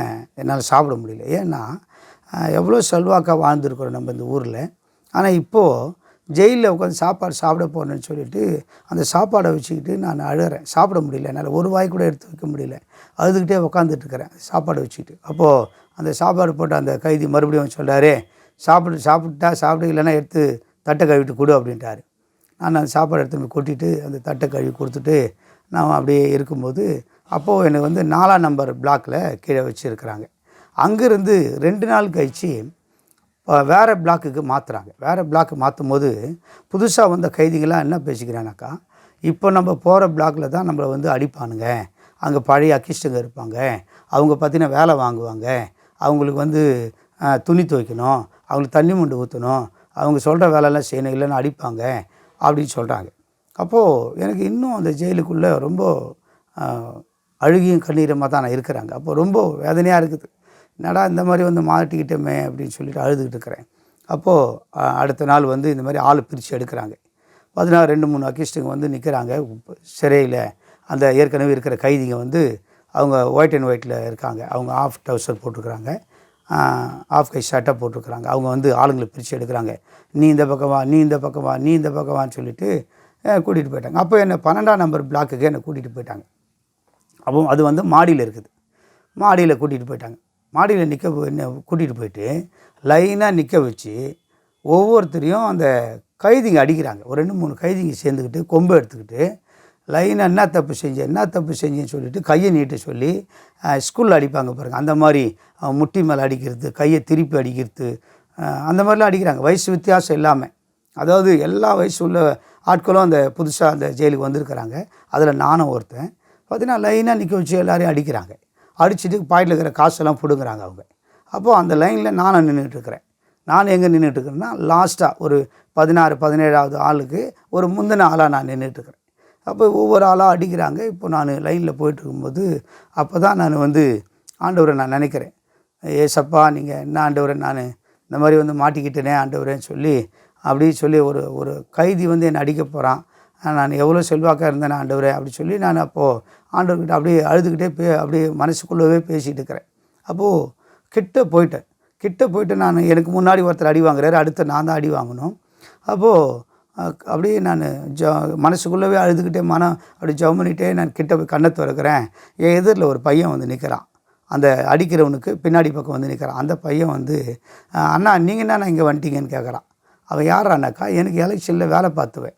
அந்த பையன் மொட்டை அடிச்சுக்கிட்டவன், எனக்காக நான் தோத்துட்டேன்னு சொல்லி. அந்த பையன் ஜெயிலுக்குள்ளே இருக்கிறான். அவன் வந்து செல்ஃபோன் திருட்டு கேஸில், தோல் திருட்டு கேஸில் மிசாவில் போட்டிருக்கிறாங்க. அவனை 1 வருஷம் ஜெயில் கைதியாகவே, அதாவது ஜாமீன் இல்லாமல் கைதியாக அங்கே உள்ளே இருக்கிறான். அவன் என்ன சொன்னான், அந்த அடிக்கிற அந்த ரவுடிக்கிட்ட, அந்த கைதிக்கிட்ட சொல்கிறான், எங்கள் அண்ணன் ஊரில் பெரிய தலைவர் அவர் உன்னை கவனிச்சிடுவார், வீட்டுக்கு போகும்போது உன்னை கவனிப்பார் அப்படின்னு சொல்லிட்டு என்னை தனியாக கூட்டிகிட்டு வந்துட்டான், என்னை அடிக்கலை. அப்போது நான் ஆண்டவருக்கு நன்றி சொல்கிறேன். ஆனாலும் இந்த ஜெயில் வாழ்க்கையில் எனக்கு உண்மையாக ஒரு நரகன்னா எப்படி இருக்குன்னு சொல்லுவாங்க பாருங்கள், அந்த நரகம் மாதிரி தான் எனக்கு இருந்தது. அதுக்கப்புறம் அந்த தம்பி என்னை கூட்டிகிட்டு போயிட்டு, வானா நான் படுக்கிற இடத்துல படுத்துக்கன்னு சொல்லிவிட்டு என்னை மாடியில் கூட்டிகிட்டு போயிட்டு, அதாவது ஒரு கைதிக்கு இன்னொரு கைதிக்கு இன்னும் ஒரு அரை அடி கேப்பு தான். அந்த கேப்பில் போய்ட்டு எனக்கு ஒரு பெட்ஷீட் போட்டு, பெட்ஷீட்டே ஒன்று சுற்றி தலைக்கு வச்சுக்கினான்னு சொல்லிவிட்டு, இங்கே படுத்துக்க, நான் நாளைக்கு உனக்கு காலையில் டிஃபன் வாங்கிட்டு வரேன்னு சொல்லிட்டான். அப்போ நான் அங்கேயே படுத்துக்கிட்டு அழுதுகிட்டு இருக்கிறேன். எனக்கு அப்போ வந்து எனக்கு 2 வயசில் பையன் இருக்கிறான். பார்த்தீங்கன்னா இதுக்கு முன்னாடி ஒரு காரியத்தை நான் சொல்கிறேன். அதாவது எனக்கு திருமணம் நடக்கும்போது பார்த்திங்கன்னா கிறிஸ்துவ முறைப்படி தான் எனக்கு திருமணம் நடக்குது. அப்போ பார்த்தீங்கன்னா எனக்கு அது பல்லாவரத்தில் இப்போது சிக்னல் இருக்குது பாருங்கள், பல்லாவரம் சிக்னல் 66 பஸ் ஸ்டாண்டு பக்கத்தில், சிக்னல் பக்கத்தில் ராஜேஸ்வரி மகள் சொல்லி ஒரு பெரிய மண்டபம், அந்த மண்டபத்தில் தான் எனக்கு திருமணம் நடந்தது. பார்த்திங்கன்னா அப்போ நான் ஆளுங்கட்சியில் இருந்ததுனால எல்லா அரசியல் தலைவர்களும் வந்தாங்க. அப்போது நல்லா பயங்கரமாக அந்த திருமணம்லாம் நடந்தது. நான் எப்படி ஆண்டவருக்குள்ளே வந்தேன் அப்படின்னு சொல்கிறேன் பாருங்கள். திருமணம் ஆகிறதுக்கு முன்னாடி நான் அரசியலில் இருக்கும்போது நிறைய பணம் வட்டிக்கு விடுவேன். நான் 5 பைசா வட்டி 10 பைசா வட்டிக்கு விடுவேன் நான். அப்போது அந்த மாதிரி காலகட்டத்தில் நிறைய எனக்கு சில கம்பெனி ஓனர்ஸுங்க எனக்கு வந்து சப்போர்ட் பண்ணாங்க. அவங்க டைரெக்டாக அவங்க பணம் வட்டி கொடுக்க முடியாது. ஏன்னா நான் ஊரில் வந்து ரவுடி பசங்களோடு இருக்கிறதுனால, கொஞ்சம் ஒரு தலைவர் மாதிரி இருக்கிறதுனால என்கிட்ட கொடுத்து அவங்க வந்து அந்த பணங்களை என்கிட்ட வட்டிக்கு விடுவாங்க. நான் வந்து அவங்களுக்கு வட்டிக்கு விட்டு வசூல் பண்ணி நான் அதில் கொஞ்சம் எடுத்துக்குவேன். அப்போது அந்த மாதிரி காலகட்டத்தில் எங்கள் தாய் மாமா பையனுக்கு கல்யாணம் நிச்சயம் பண்ணிட்டாங்க. அப்போது எங்கள் மாமா என்னை கூப்பிட்றாரு, அப்பா ஒரு 25,000 எனக்கு கொடுறா கல்யாணத்துக்கு அப்படின்ட்டாரு. நான் சொல்கிறேன், சரி மாமா, இப்போ எல்லாம் ஒன்றும் வசூலாகலை, நான் கல்யாணத்துக்கு கொடுக்குறேன்னு சொல்லிவிட்டு. அப்போது கல்யாணத்துக்கு கொடுக்கலான்னு சொல்லிவிட்டு நானும் முயற்சி பண்ணுறேன், பணமே வசூலாகலை. நான் கொடுத்த இடத்துல ஒருத்தரும் திருப்பி கொடுக்கல. அப்போது நான் என்னடா அது இப்படி இருக்கும்போது, நானும் எங்கள் அண்ணனுங்க எல்லோரும் பேசியிருக்கிறோம், அந்த தாய் மாமா பையன் கல்யாணத்துக்கு போகணும் அப்படின்னு சொல்லி எல்லாம் வீட்டில் பேசிகிட்டே இருக்கும்போது, திடீர்னு என் காதில் ஒரு சத்தம் ஒன்று கேட்குது, நீ பயப்படாதே, நான் உன்னுடனே இருக்கிறேன்னு சொல்லி. எனக்கு ஒன்றுமே புரியல. அது வரைக்கும் நான் வந்து இந்த சத்தத்தை கேட்டதும் கிடையாது. எங்கள் அண்ணனுங்கெல்லாம் சர்ச்சுக்கு போவாங்க, நான் போனது கிடையாது, நான் போக மாட்டேன். நானும் எங்கள் அம்மா மட்டும் அப்படியே இந்த விக்கிரகத்தை வணங்கிட்டு இருந்தோம். இப்போது இந்த சத்தம் கேட்டவுடனே நான் திரும்பி பார்க்குறேன், எல்லோரும் பேசிகிட்டு இருக்கிறோம், கூட எங்கள் அண்ணனுங்களாம் இருக்கிறாங்க. ஆனால் இந்த சத்தம் மட்டும் என் காதில் கேட்டுக்கிட்டே இருக்குது. இது யார் சொன்னால் எனக்கு ஒன்றுமே புரியல. அப்போது எங்கள் அண்ணன்கிட்ட நான் சொல்கிறேன், ஆனால் இந்த மாதிரி ஒரு சத்தம் ஒன்று கேட்டுச்சு எனக்கு, நீ பயப்படாதே நான் உன்னுடனே இருக்கிறேன்னு சொல்லி. அப்போ எங்கள் அண்ணன் சொன்னார், நீ என்னத்துக்கு பயந்துக்கிட்டு இருக்கிற அப்படின்னு கேட்டார். இல்லை நான் இந்த மாதிரி மாமா பணம் கேட்டார், நான் கொடுக்கறதுக்கு என்னால் முடியல, நாள் நெருக்கிட்டே இருக்குது, மாமா எனக்கு ஃபோன் பண்ணிகிட்டே இருக்கிறாரு அப்படின்னு சொன்ன பாரு. அப்போ அண்ணன் சொன்னார், ஆண்டவர் தான் உன் கூட பேசுகிறாரு, நீ பயப்படாத அப்படின்னு சொல்லி ஆண்டவர் உன் கூட பேசுகிறாருப்பா அப்படின்னாரு. அப்போ தான் எனக்கு முதல்ல ஆண்டவர் இயேசு வந்து இப்படி பேசுவாரா அப்படின்னு சொல்லிட்டு நான் உடனே அந்த வாரமே பார்த்தீங்கன்னாக்கா சர்ச்சுக்கு போகணுன்னு சொல்லி எனக்குள்ளே ஒரு எண்ணம் வருது. அப்போ நான் எங்கள் அண்ணனை சர்ச்சுக்கு போகிற அண்ணன்கிட்ட கேட்குறேன், நான் என்னை கூட்டின்னு போகணுன்னு சொல்லிட்டு. அப்போது எங்கள் அண்ணன் ஒருத்தர் சொல்கிறாரு, எங்கள் கூட வராதப்பா, நீ வந்து இன்னொரு அண்ணன் பாஸ்கர் அண்ணன் ஒருத்தர் இருக்கிறாரு, அவர் கூட சர்ச்சுக்கு போகணுன்னு சொல்லிட்டு வேறு ஒரு சர்ச்சுக்கு என்னை அனுப்பிட்டாங்க. அந்த சர்ச்சுக்கு நான் போயிட்டுருக்கிறேன். அந்த சர்ச்சில் போயிட்டு நான் சர்ச்சுக்கு போவேன் வருவேன். அரசியல் பார்த்தீங்கன்னா சர்ச்சு முடியுதே இல்லையோ என்னை தேடிக்கிட்டு அரசியல் தலைவர்களாக வருவாங்க. இப்படி தான் அப்படியே காலம் ஓடிட்டு இருந்தது. ஆனால் ஒரு முழுமையான ரட்சிப்புக்குள்ளே நான் போகல. ஆனால் நான் அரசியல்லையே இருப்பேன். அதாவது பணத்துக்காக ஆட்களை வச்சு அடிக்கிறது இந்த மாதிரி காரியெல்லாம் பண்ணிட்டு இருந்ததுனால இப்படி தான் போய்ட்டுருது. இப்போ பாருங்கள், இந்த காலகட்டத்தில் எனக்கு திருமணத்தை ஒழுங்கு செய்கிறாங்க. எங்கள் வீட்டில் எங்கள் அண்ணனுங்களுக்கு எல்லாருக்குமே கல்யாணம் ஆயிடுச்சு, எங்கள் அக்காங்களுக்கு கல்யாணம் ஆயிடுச்சு. இப்போ கடைசி தம்பி நான் தான், எனக்கு கல்யாணம் பண்ணணும். இப்போ பார்த்திங்கன்னா நான் இயேசு ஏற்றுக்கிட்டேன். இப்போ சர்ச்சுக்கு போயிட்டுருக்கிறேன். பார்த்தீங்கன்னாக்கா லெதர் பிஸ்னஸும் பண்ணிகிட்ருக்கிறேன். ஒரு சின்ன கம்பெனி, ஜாப் ஒர்க்கு கம்பெனி வச்சுக்கிட்டு மிஷினை வச்சு ஜாப் ஒர்க் வச்சு பண்ணிகிட்ருக்கிறேன். அப்போ எனக்கு பொண்ணு தேடுறாங்க, நிறைய இடத்துல பொண்ணு தேடுறாங்க. அப்போது அதாவது இந்த ஊரில் இப்போ நான் இருக்கிற பெரிய பனிச்சேரி, குன்றத்தூர் அடுத்து பெரிய பனிச்சேரியில் எங்கள் மாமா வந்து எங்கள் தாய் மாமா, அவர் ஒரு மாமா, அவர் பார்த்திங்கன்னா மீன் வியாபாரம் பண்ணுவார். அப்போ இந்த ஊரில் அவர் மீன் வியாபாரம் பண்ணும்போது அவர் அந்த எங்கள் ஒய்ஃப், அதாவது இப்போ நான் கட்டிகிட்டு இருக்கிறேன், எங்கள் ஒய்ஃபு அவர் பார்த்துருக்குறாரு. அவர் எங்கள் மாமியார்கிட்ட, அதாவது அவங்க அம்மாக்கிட்ட சொல்லியிருக்கிறாரு, எங்கள் அக்கா பையன் ஒருத்தர் இருக்கிறான், எங்கள் அக்கா பிள்ளைங்க எல்லாம் அங்கே ஊரில் நல்ல செல்வாக்காக இருக்கிறாங்க, பணத்து மேலே தான் படுத்து கிடப்பாங்க அப்படின்னு சொல்லிவிட்டு அவர் அங்கே எவ்வளோ பெருமையாக சொல்ல முடியுமோ சொல்லி அங்கே பொண்ணு கேட்குறாரு. அப்போது அவர் மாமா சொல்கிறாரு, டே இந்த மாதிரி பொண்ணு பார்த்துருக்குறேன் வந்து பாருன்ட்டு. அப்போது நாங்கள் எல்லோரும் வந்து இங்கே பொண்ணு பார்க்குறோம், பெரிய பனிச்சேரியில் பொண்ணு பார்க்குறோம். அவங்களுக்கு ஒரே பொண்ணு, ஒரு அண்ணன், ஒரு தம்பி, அப்பா அம்மா இருக்கிறாங்க. சரி நாங்கள் ஓகே பண்ணிவிட்டு போயிட்டோம். அப்போது இந்த இதில் பார்த்திங்கன்னா திருமணம் நடக்குது. திருமணம் நடந்து அப்புறம் நான் அரசியலில் தான் போகிறேன். தினந்தோறும் காலையில் 11 மணிக்கு தான் வீட்டை விட்டு போவேன். பார்த்திங்கன்னா சாயந்தரம் மதியம் சாப்பாட்டுக்கு வருவேன். அப்புறம் தூங்கி எழுந்து 4 மணிக்கு போவேன். அப்புறம் போய்ட்டு வரும்போது தினந்தோறும் ஒரு குறிப்பிட்ட அமௌண்ட்டு தினந்தோறும் இருக்கும் கையில். பார்த்தீங்கன்னாக்கா கையில் பணம் இல்லாமல் இருக்காது. ஆனால் வேலை வெட்டிக்கு போல் பிஸ்னஸ் ஒரு பக்கம் என்ன பண்ணிவிட்டு அதுக்கு இடையில வாடகை விட்டுட்டேன், கம்பெனியை வாடகை விட்டுட்டு அதில் ஒரு வருமானம் வருது. அதுக்கு இடையில 2 கடை வாடகை விட்டுட்டேன், டீ கடை 1, மளிகை கடை 1. இதெல்லாம் எனக்கு வருமானம் அப்படியே இருக்கும்போது அப்படியே நல்ல செல்வாக்காக போயிட்டுருக்கும்போது தான் இந்த அதாவது இந்த ஜெயிலுக்கு போக வேண்டிய ஒரு சூழ்நிலை வருது. அதுக்கு முந்தின நாள் தான் என் பிள்ளைக்கு பிறந்த நாள், அதாவது 2வது பிறந்த நாள். என் பையன் பேர் வந்து பார்த்திங்கனாக்கா, எங்கள் மனைவி கன்சீவாக இருக்கும்போதே அவங்க ஒரு சாமன் வைக்கணுங்க நம்ம பையனுக்கு அப்படின்னு சொல்லிட்டு. ஆனால் பெண்ணான்னு தெரியாது. ஆனால் நாங்கள் 2 பேரும் ஜெபம் பண்ணுவோம். எங்கள் மனைவி நல்லா ஜெபம் பண்ணுவாங்க, நானும் ஏதோ ஜெபம் பண்ணுவேன். ஆனால் ஏசப்பா மேலே எனக்கு ரொம்ப நம்பிக்கை, ஜெபம் பண்ணுவேன். முதல்ல பையன் பிறந்தவொடனே சாம்பால் அப்படின்னு சொல்லி பேர் வச்சோம். எங்கள் மனைவி பார்த்திங்கனாக்கா அவங்க ஜீவஜோதி அவங்க பேர். அவங்க பார்த்திங்கன்னா அதுக்கேற்ற மாதிரியே தான் நல்லா எப்போவுமே ஜெபம் பண்ணுவாங்க. நல்லா எங்கள் அம்மாவுக்கு பார்த்திங்கனாக்கா 6 மருமகள், 6வது மருமக தான் எங்கள் மனைவி. எங்கள் அம்மா வந்து எந்த மருமகளையும் திட்ட மாட்டாங்க, அதே மாதிரி எங்கள் மனைவியும் திட்ட மாட்டாங்க. எங்கள் அம்மாவும் கொஞ்சம் ரொம்ப சாஃப்டான ஆள். அப்போ இப்படி இருக்கும்போது தான் அந்த மகனுக்கு வந்து 2வது பர்த்டே, அந்த மழை காலத்தில், அது அந்த 2005 மழை பெஞ்சுது பாருங்கள், அந்த மழை நாட்களில் தான் கொண்டாடி 2வது நாள் தான் நான் அந்த வீட்டுக்கு பின்னாடி போகும்போது அந்த சண்டை நடக்குது, சம்பவம் நடக்குது. அப்போது அதுக்கப்புறம் நான் ஜெயிலுக்குள்ளே போயிட்டேன். இப்போது நான் ஜெயிலுக்குள்ளே இருக்கும்போது நான் என் பிள்ளையை நான் நினைக்கிறேன். ஏன்னா நான் ஒவ்வொரு முறையும் வெளியே போயிட்டு வீட்டுக்குள்ளே வரும்போது அந்த 2 வயசு குழந்தை இருக்கிறதுனால அவனை உள்ளே வரும்போது என்னை பார்த்துட்டானா எகிரி குதிப்பான், நல்லா குதித்து ஓடியாரான், சந்தோஷமாக வருவான். அதெல்லாம் நான் நினைக்கும் போது எனக்கு ரொம்ப வேதனை ஆயிடுச்சு. அதுக்கு இடையில ஜெயிலில் நான் இருக்கும்போது என்னை பார்க்குறதுக்கு எங்கள் அக்கா வராங்க, சின்ன அக்கா வராங்க. அவங்க வந்து சொல்கிறாங்க, அப்போ அவங்க பையனுக்கு வந்து 1 வாரமாக ஜுரம் அடிச்சுக்கிட்டே இருக்குது, ஒன்றும் சரியாகலை அப்படின்றாங்க. இது ஒரு பக்கம் ஆயிடுச்சு. அடுத்து பார்த்திங்கனாக்கா அம்மாவுக்கும் ரொம்ப முடியாமயிடுச்சுனாக்கா அவங்க வந்து ஒரு பைத்தியம் முடித்த மாதிரி ஆகிட்டாங்க. ப்ரெஷர் அதிகமாகிட்டு கடைசி பிள்ளைய வந்து ஜெயிலுக்கு கூட்டிகிட்டு போயிட்டாங்கன்னு சொல்லிவிட்டு அவங்க வீட்டுக்கும் வாசலுக்கும் இப்படி அலைய ஆரம்பிச்சிட்டாங்க. அப்போ நான் ஜெயிலில் இருக்கும்போது இதெல்லாம் இந்த சம்பவத்தெல்லாம் கேள்விப்பட்டவன் எனக்கு ரொம்ப வேதனை அதிகமாகிடுச்சு. என்னடா அந்த வாழ்க்கை இப்படி ஆயிடுச்சின்னு சொல்லிட்டு அப்படி நான் இருக்கும்போது நான் ஏற்கனவே சொன்னேன் பாருங்கள். இப்போ அந்த தம்பி என்னை கொண்டு போய் 12ஆம் நம்பர் பிளாக்கில் படுக்க வச்சார். அடுத்த நாள் காலையில் டிஃபன் கொண்டு வராங்க. அப்போ டிஃபன் போய் தட்டில் வாங்குறேன் நான். உண்மையை சொல்லி நம்ம நிறைய சொல்லுவாங்க, அது பார்த்தீங்கன்னாக்கா அந்த சாப்பாடெலாம் சாப்பிட முடியாது சொல்லுவாங்க, ஜெயில் சாப்பாடெலாம். உண்மையாகவே நான் முறையில் அதை வாங்கினேன். வாங்கி பார்க்குறேன், அந்த சாப்பாடு முழுக்க பல கலரில் இருக்குது. சொல்லுவாங்க பாருங்கள், புழுலாம் இருக்கும்னு சொல்லுவாங்க பாருங்கள். உண்மையாகவே அதில் புழு இருக்குதா இல்லையான்னு தெரியல. ஆனால் அந்த அரிசியே அப்படி தான் இருக்குது.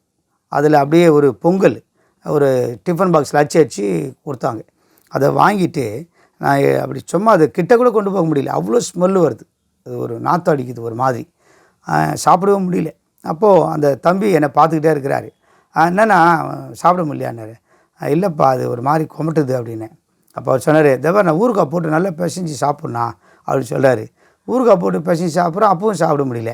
அப்போ அந்த தம்பி என்ன பண்ணார், ஏன்னா நீ கொண்டா நான் சாப்பிட்டுக்கிறேன்ட்டு அவன் எடுத்துன்னு போயிட்டான். அப்புறம் நான் போய்ட்டு படுத்துக்கிட்டு அப்போ தான் நான் யோசிக்கிறேன், என்னடா இது இவ்வளோ மோசமான சாப்பாடு நம்ம எப்படி சாப்பிட்றது சொல்லிட்டு அழுதுகிட்டு இருக்கிறேன். மதியம் வருது, மதியம் சாப்பாடு கொடுக்குறாங்க. மதிய சாப்பாட்டுக்கு அந்த பையன் என்ன பண்ணுறான், எனக்காக போய்ட்டு பணம் கட்டி ஜெயிலில் சாப்பிடுவாங்களாம், அந்த சாப்பாடு போய் ஒரு சாப்பாடு வாங்கிட்டு வரான். அது வந்து ரொம்ப ராயலாலாம் இருக்காது. பார்த்தீங்கன்னாக்கா ஒரு கோஸு பொரியல் இருக்குது, ஒரு அப்பளம் இருக்குது, சாம்பார், ரசம், பார்த்திங்கன்னா ஒரு மோர், எல்லாத்தையும் ஒன்றா ஊற்றி ஒரு சாப்பாடு, வெள்ளை சோறு, அந்த சாப்பாடு கொண்டு வந்து கொடுக்குறான். அவன் சொல்கிறான், ஆனால் இதில் வந்து பணம் கட்டி சாப்பிட்றதுனா இது, அதில் போய் உனக்கு நான் வாங்கிட்டு வந்தேன் அப்படின்னு சொல்லி என்கிட்ட கொடுக்குறான். அப்போ நான் ஆண்டவருக்கு நன்றி சொல்லி அந்த சாப்பாடை சாப்பிட்டு முடிச்சுட்டு அடுத்த நாள் அப்படியே நகர்ந்து போகிறோம். அந்த ஒவ்வொரு நாளும் போயிட்டுருக்கு. நான் வீட்டை குறித்து அப்படியே யோசிக்கிறேன், அழுதுகிட்டு இருக்கிறேன், ஏன்டா இந்த வாழ்க்கை வேணான்னு சொல்லி. அடுத்து பார்த்தீங்கன்னாக்கா தீபாவளி வந்துடுச்சு. பார்த்திங்கன்னா அந்த வருஷம் 2005 1ஆம் தேதி தீபாவளி வருது. அப்போது அதுக்கு முந்தின நாள் எங்கே பார்த்தாலும் பட்டாசு வெடிக்குது, சென்னை முழுக்க பட்டாசு வெடிக்குது. அப்போது நான் ஜெயிலில் உட்காந்துக்கிட்டு படுத்துக்கிட்டே யோசிக்கிறேன், எல்லா குடும்பத்துலேயும் பட்டாசு வெடிக்கிறாங்க, எங்கள் அண்ணன் தம்பிங்க, எங்கள் அக்கா குடும்பம் எல்லோரும் அழுதுட்டு. ஏன்னாக்கா யாருக்கு பிரச்சனைலாம் நான் ஓடுவேன், இப்போ எனக்கே பிரச்சனை எடுத்தனால எல்லா குடும்பத்துலேயும் ஒரே துக்கம், எல்லாம் அழுதுட்டு இருக்காங்க. தம்பி வந்து ஜெயிலில் இருக்கிறான், தம்பி ஜெயிலில் இருக்கிறான், குழந்தை உடம்பு முடியாமல் இருக்குது, அம்மாவுக்கு முடியல, அவங்க மனைவி அழுதுட்டு கிடக்கிறான் அப்படின்னு சொல்லி எல்லா குடும்பத்தில் அழுதுட்டு இருக்கிறாங்க. நான் இதெல்லாம் யோசித்து கடைசியாக ஒரு காரியம் நான் செஞ்சேன். சரி, இதுக்கப்புறம் நம்ம வாழக்கூடாது, இதுக்கப்புறம் இவ்வளோ பெரிய அவமானத்துக்கு அப்புறம் வாழக்கூடாது சொல்லிவிட்டு ஒரு லெட்ரு எடுத்து நான் ஒரு பேப்பரில் ரொம்ப பொடி எழுத்தாக அப்படியே எழுதினேன். ஒவ்வொன்றா எழுதிட்டு நான் வந்து இதுக்கப்புறம் அம்மாவை பார்க்க முடியாது, இதுக்கப்புறம் என் பிள்ளைய பார்க்க முடியாது, மனைவி பார்க்க முடியாது, அண்ணன் தம்பிங்களை பார்க்க முடியாது அப்படி சொல்லிவிட்டு அப்படியே கடிதம் எழுதினேன். அப்போது நான் லெட்ரு எழுதி முடிச்சுட்டு தலைமாட்டில் வச்சுக்கிட்டேன். இன்றைக்கி நைட்டு மாடியிலேருந்து 12ஆம் நம்பர் பிளாக்கில் இருக்கிறேன், நான் மாடியிலேருந்து கீழே விழுந்து சாகணும், தலைக்கீழாக விழுந்து சாகணும் அப்படின்னு சொல்லிவிட்டு மைண்டில் நான் செட் பண்ணிவிட்டு அப்போது ஒவ்வொருத்தரையாக நினைக்கிறாங்க. என் பிள்ளைய நினைக்கிறேன், அம்மாவை நினைக்கிறேன், அண்ணன் தம்பிங்க எல்லாரையும் நினைக்கிறேன். இது கடைசி, இந்த உலகத்தை விட்டு நான் போக போகிறேன். அப்போது அந்த நைட்டு தான் நான் சாக போகிறேன். அந்த நைட்டு பார்த்திங்கனாக்கா பொழுது விடிஞ்சால் தீபாவளி. ஜெயிலில் இருக்கிற எல்லா கைதிகளும் உட்காந்து அன்றைக்கி நைட்டு அங்கே உள்ளவே சாராயம் குடிக்கிறாங்க, எல்லோரும் உட்காந்து சீட்டு ஆடுறாங்க. வெளியில் இருக்கிற மாதிரியே தான் உள்ளே இருக்கிறாங்க அவங்க. அப்போது நான் இருக்கிற அந்த பிளாக்கில் ஒரு கூட்டம் உட்காந்துக்கிச்சு, ஒரு 10 பேர் உட்காந்துக்கிட்டு அவங்க சீட்டு ஆடிக்கிட்டு அவங்க ஜாலியாக பேசிகிட்டு இருக்கிறாங்க. அப்போ நான் இவங்க எப்போ தூங்குவாங்க, இவங்க தூங்கின பிறகு போய் நான் தலைக்கீழ விழணும், சாகணும் அப்படி சொல்லிவிட்டு நான் திட்டம் வச்சுருக்கிறேன். இவங்களும் பார்த்திங்கன்னா நேரம் ஆகுது. ஆனால் இவங்க ஜாலியாக விளையாடிக்கிட்டு இவங்க பாட்டுன்னு சீட்டு ஆடிக்கிட்டே இருக்கிறாங்க, குடிச்சிக்கிட்டு இருக்கிறாங்க. அப்போது நான் என்னை அறியாமலே அழுதுகிட்டே நான் தூங்கிட்டேன். கடைசி தூக்கம் அதுதான். நான் அப்படியே தூங்கிட்டு கரெக்டாக ஒரு 1:30 மணி இருக்கும் போல் பார்த்திங்கன்னா திடீர்னு ஜெயிலுக்குள்ளே ஒரு பெரிய வெளிச்சம், பயங்கரமான வெளிச்சம். நான் அந்த வெளிச்சத்தில் பார்க்குறேன், ஒரு உருவம் தெரியுது, ஆனால் தெளிவாக எனக்கு தெரியல. அந்த வெளிச்சத்துலேருந்து ஒரு சத்தம் வருது, எல்லாரும் உன்னை கைவிடலாம், நான் உன்னை கைவிட மாட்டேன், நீ பயப்படாதே, நான் உன்னுடனே கூட இருக்கிறேன் அப்படி சொல்லிவிட்டு அந்த வெளிச்சம் மறைஞ்சிடுச்சு, சத்தமாக போயிடுச்சு. அப்போ நான் எழுந்து உட்காந்து பார்க்குறேன், என்னடா அது, என்ன நடந்ததுன்னு ஒன்றும் புரியல எனக்கு. ஆனால் இருதயத்தில் ஒரே சந்தோஷமாக இருக்குது. எல்லா கைதியும் தூங்கிட்டு இருக்கிறாங்க, என் பக்கத்தில் எல்லாம் தூங்கிட்டு இருக்கேன். நான் யோசிக்கிறேன், இப்போ நான் துள்ளி குதித்து எழுந்து உட்காந்துருக்கிறேன். இப்போ இவனுக்கு மேலே கால் பட்டுதான் நம்மளை அடிச்சிருப்பானுங்களே அப்படிலாம் நான் யோசிக்கிறேன். நான் உட்காந்து அது மறுபடியும் நான் அப்படியே யோசிக்கிறேன். அந்த எனக்குள்ளே அப்படியே கண்ணீராக கொட்டுது. இருதயம் சந்தோஷமாக இருக்குது. ஆனால் ஒரு கைதி கூட எழுந்துக்கலை. எல்லோரும் தூங்குற மணி 1:30 மணி இருக்கும். அப்போ நான் தெரிஞ்சுக்கிட்டேன், இயேசு என்னை தேடி இந்த ஜெயிலுக்குள்ளே வந்திருக்கிறாரு, என்னை விடுவிக்க போகிறாரு சொல்லி எனக்கு தைரியம் வந்துச்சு. அப்போ நான் முட்டி போட்டு நான் அழுது ஆண்டவர்கிட்ட, ஏசப்பா நான் இதுவரைக்கும் உலகத்துக்காக ஓடினேன், நான் வாழ்க்கையில் பெரிய ஆளாகணும், எம்எல்ஏ ஆகணும், நிறைய சொத்து சேர்க்கணும் அப்படிலாம் நான் நினச்சேன். ஆனால் ஆண்டவரே இதெல்லாம் பொய்யான உலகம், பொய்யான வாழ்க்கை ஆண்டவரே எனக்கு கற்றுக் கொடுத்துட்டீங்க. எனக்கு இந்த இக்கட்டான சூழ்நிலை ஒருத்தர் கூட எனக்கு உதவி செய்யலையே. நான் நம்பினவங்க, எதிர்பார்த்த தலைவருங்க, பணம், சொந்த பந்தம் எல்லாரும் கைவிட்டுட்டாங்க. ஏசப்பா நீங்கள் தான் என்னை காப்பாற்றுனீங்கன்னு சொல்லிவிட்டு அன்றைக்கி நைட்டு 1:30 மணிக்கு நான் முட்டி போட்டு நான் ஜெயிலில் அழுது ஆண்டவர்கிட்ட ஒப்பு கொடுத்த, ஆண்டவரே இனி ஒரு வாழ்க்கை நான் வாழணும்னாக்கா ஏசப்பா உமக்காக தான் நான் வாழணும் அப்படின்னு சொல்லிவிட்டு நான் ஒப்பு கொடுத்துட்டு அடுத்த நாள் பொழுது வெடிஞ்சு குளிச்சுட்டு கீழே வர எல்லா ஜெயில் கைதியும் புது துணியெல்லாம் போட்டுக்கிட்டு அவங்க எல்லோரும் அப்படியே ஸ்வீட்லாம் கொடுத்துட்ருக்குறாங்க. அப்போது என்னை ஒருத்தர் பார்த்து கேட்குறாரு, பார்த்தீங்கன்னாக்கா அவர் 2-3 கொலை கேஸில் உள்ளே இருக்கிறார். அவர் கேட்குறாரு, என்ன மணி ஊருக்கு போனாக்கா பெரிய தலைவர் ஆகிடுவியா, கவுன்சிலர் ஆகிடுவியா அப்படின்னு சொல்கிறாரு. அப்போ நான் சொன்னேன், இல்லை இனிமேல் நான் அரசியலுக்கு போக மாட்டேன், இனிமேல் நான் அரசியல் பக்கமே போக மாட்டேன், எங்கள் ஊர் பக்கமே நான் போக மாட்டேன், இனிமேல் வாழ்ந்த இயேசுக்காக தான் வாழ போகிறேன். ஆமாம் நான் மறுபடியும் ஒரு நாள் இந்த ஜெயிலுக்கு வருவேன் அப்படின்றார். அப்போ அவர் சொல்கிறார், அந்த மாதிரிலாம் சொல்லக்கூடாதுப்பா, ஜெயிலுக்கு வரேன்னு சொல்லக்கூடாது அப்படின்றாரு. இல்லை நான் வருவேன், ஆனால் இயேசுவை அறிவிக்கிறதுக்காக வருவேன், சுவிசேஷம் சொல்கிறதுக்காக வருவேன். ஏன்னா இந்த இயேசு இன்றைக்கி என்கிட்ட பேசினார். ஏசப்பா சொல்கிறேன், எல்லோரும் என்னை ஒரு மாதிரி பார்க்குறாங்க. அப்போ தான் முதல்ல ஜெயிலில் இருக்கிறேன். என்னோட பழகினா அந்த ஒரு 6 நாள் நான் ஜெயிலில் இருந்தேன். அந்த 6 நாளில் யாரெல்லாம் என் கூட பழகினாங்களோ அவங்களுக்கெல்லாம் இயேசுவை பற்றி சொல்கிறேன். இயேசு தாங்க மெய்யான தெய்வம், இயேசு தாங்க மெய்யான கடவுள். பாருங்கள் நான் இப்படிப்பட்ட சூழ்நிலையில் நான் வாழ்ந்து வந்தேன், ஆனால் எல்லோரும் என்னை கைவிட்டாங்க. இந்த ஜெயிலில் என் ஆண்டவர் என்னை சந்திச்சாருங்க, இந்த ஜெயிலில் ஆண்டவர் என்னோட பேசினாருங்க. அப்போ எனக்கு முன்னாடி என் கூட பேசினவங்களுக்கும் இப்போ என்கிட்ட பேசுனவங்களுக்கு வித்தியாசம் நல்லா தெரியுது. அவங்களுக்கு ஏதோ ஒரு மாற்று இவருக்குள்ளே நடந்துக்குது அப்படின்னு சொல்லிட்டு. அப்போது நான் அன்றைக்கி ஈவினிங் பார்த்தீங்கன்னாக்கா தீபாவளி முடிஞ்சிச்சு. அடுத்த நாள் ஜெயிலேருந்து வெளியே போகிறவங்க பெயிலில் வெளியே போகிறவங்க லிஸ்ட்டு வாசிக்கிறாங்க. அப்போது நான் 12ஆம் நம்பர் பிளாக்கில் இருக்கிறேன். அப்போ கேட்டில் நின்று ஒருத்தர் வாசிக்கிறார், ஒரு கைதி வாசிக்கிறாரு. அப்போ பேர் என் பேர் தான் வருது, மணிகண்டன் சொல்லி எங்கள் அப்பா பேர் சொல்லி ராஜகோபால், அப்பா பேர், பையன் பேர் மணிகண்டன் அப்படி சொல்லி கூப்பிட்றாங்க. அப்போ நான் ஃபஸ்ட்டு எங்கள் ஜெயிலில் எங்கள் பிளாக்கில் கிட்டத்தட்ட ஒரு 6-7 பேர் வெளியே போகிறாங்க. அதில் ஃபஸ்ட்டு ஆள் நான். அப்போது நான் ஆண்டவருக்கு நன்றி சொல்லிவிட்டு நான் ஆண்டவர்கிட்ட, சரி இதுக்கப்புறம் வாழ்ந்த இயேசுக்காக வாழ்னு சொல்லி ஒரு பொறுத்துணையோடு நான் வெளியே வரேன். எங்கள் அக்கா, எங்கள் மாமா எல்லோரும் வண்டி வச்சுட்டு வெளியே நிற்கிறாங்க. அவர் அப்படியே கொஞ்சமாக ஒரு தாடி, அவர் அப்படியே மெலிஞ்சு போய் அப்படியே வெளியே வரேன். நான் எல்லோரும் என்னை பார்த்துட்டு அழுகுறாங்க. அப்புறம் என்னை கூட்டிகிட்டு போகிறாங்க, காரில் வீட்டுக்கு கூட்டிகிட்டு வராங்க. நைட்டு வரும்போது ஒரு 10 மணி ஆயிடுச்சு.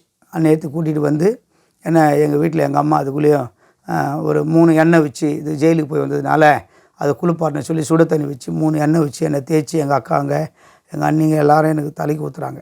தலைக்கு ஊற்றிட்டு அன்றைக்கி நான் இருக்கும்போது அப்போ எங்கள் மனைவி எல்லாம் என்னை பார்த்துட்டு அழுகுறாங்க. என் பையன் அப்போ தான் சிரிக்கிறான். அப்போ தான் அவனுக்கு அந்த ஜுரமே அவனை விட்டு விலகுது. குழந்தை ரொம்ப இழைச்சி போயிட்டு இருந்தான். அதுக்கப்புறம் பார்த்தீங்கன்னாக்கா சரி இனிமேல் இயேசுக்காக வாழணும் அப்படின்னு இருக்கும்போது பார்த்தீங்கன்னா நான் எந்த ஆளு கூட சண்டை போட்டேனோ அந்த ஆளுங்க நான் ஊரில் வந்துட்டேன்னு தெரிஞ்ச உடனே என்னை எப்படி ஆகிலும் கொல்லணும் அப்படின்னு சொல்லிட்டு அவங்களுக்கு ஒரு கௌரவ பிரச்சனை ஆயிடுச்சு. அதனால் என்னை அந்த எங்கள் வீட்டு பின்னாடியே தான் இருக்கிறாங்க. ஆனால் அவங்க சமயம் பார்த்து என்னை தேடுறாங்க. நான் வெளியே போகும்போது வரும்போது எல்லா வழியிலும் ஆட்கள் என்னை தேடுறாங்க, நிற்கிறாங்க. அப்போ நான் கிட்டத்தட்ட 2 வருஷம் ஓடி ஓடி ஓடி ஒளிய வேண்டிய ஒரு சூழ்நிலை. அந்த ஊரில் இருந்துக்கிட்டே அந்த வீட்டை விற்றுட்டு நான் அங்கே இருந்துக்கிட்டே வெளியில் இருந்துக்கிட்டே வியாபாரம் பண்ணி நாங்கள் வாழ்ந்த கிட்டத்தட்ட எங்கள் 1960 கட்டின வீடு, ஓட்டு வீடு எங்கள் வீடு, அதை எல்லாத்தையும் விற்றுட்டு எங்கள் அண்ணன் தம்பிங்க எல்லோரும் விற்றுட்டு அந்த ஊரை விட்டு வெளியே வந்துட்டோம். ஒரே ஒரு குடும்பம் மாத்திரம் அங்கே இருந்தாங்க.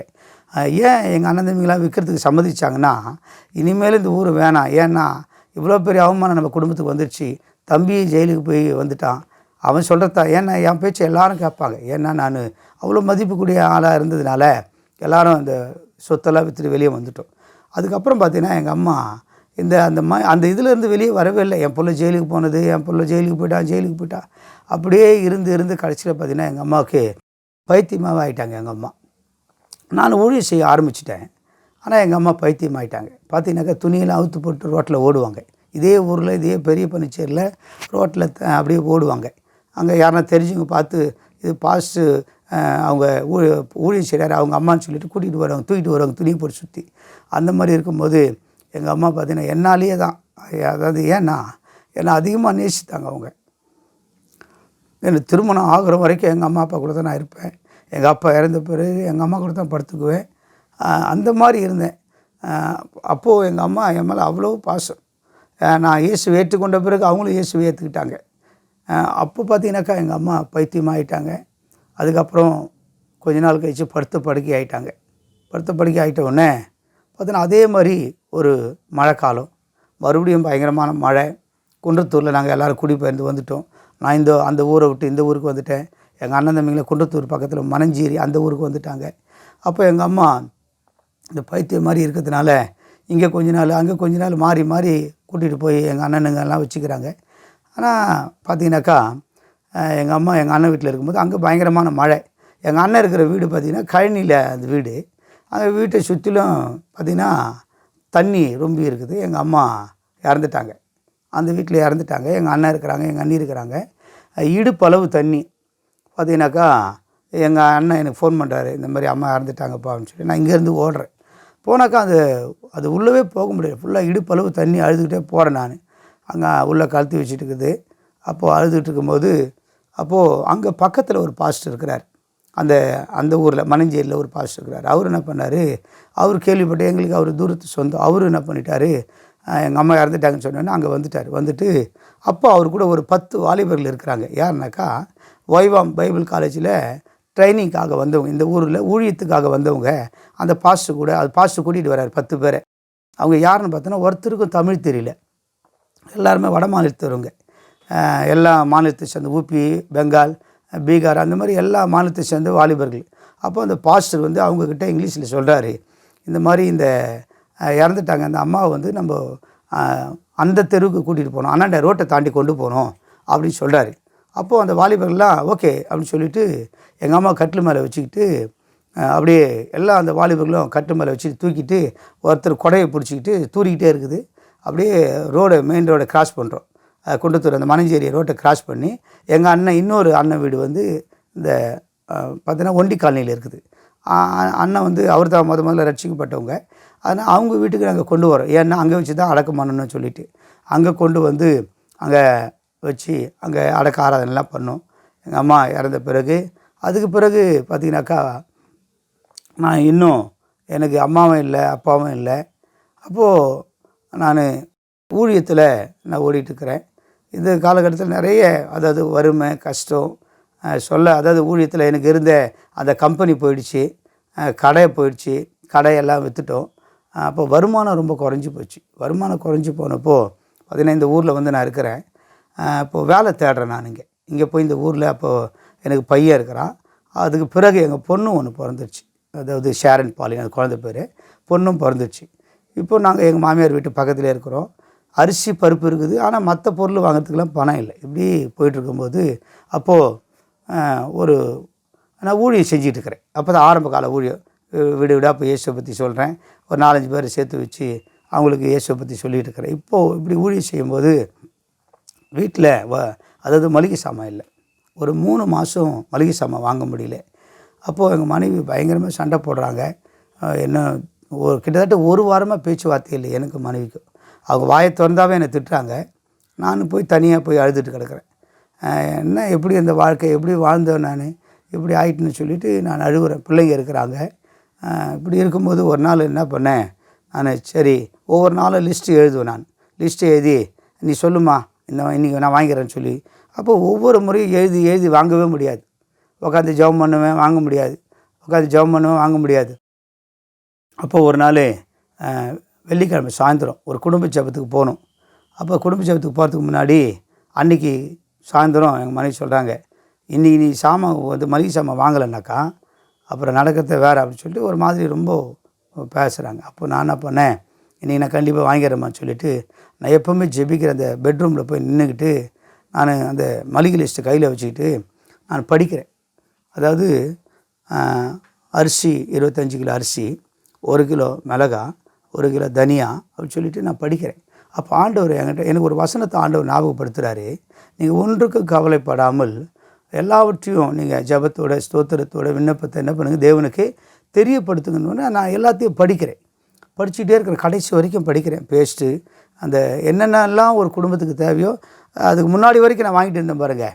இந்த ஜெயிலுக்கு போகிறதுக்கு முன்னாடி வரலாம் வாங்கிட்டு இருந்தேன் பாருங்கள். அதே மளிகை சாமான் லிஸ்ட்டை நான் இப்போ படிக்கிறேன். அந்த சமூகத்தில் படிச்சுட்டு அழுதுட்டுருக்கிறேன். உள்ளவே அழுதுட்டு நேரம் ஆயிடுச்சு. இப்போ எங்கள் மனைவி சொல்கிறாங்க, சரி கிளம்பு போகலாம் ப்ரேயருக்கு, இன்றைக்கி மளிகை சாமான் வாங்கிடணும், அந்த லிஸ்ட்டை எடுத்துன்னு வான்றாங்க.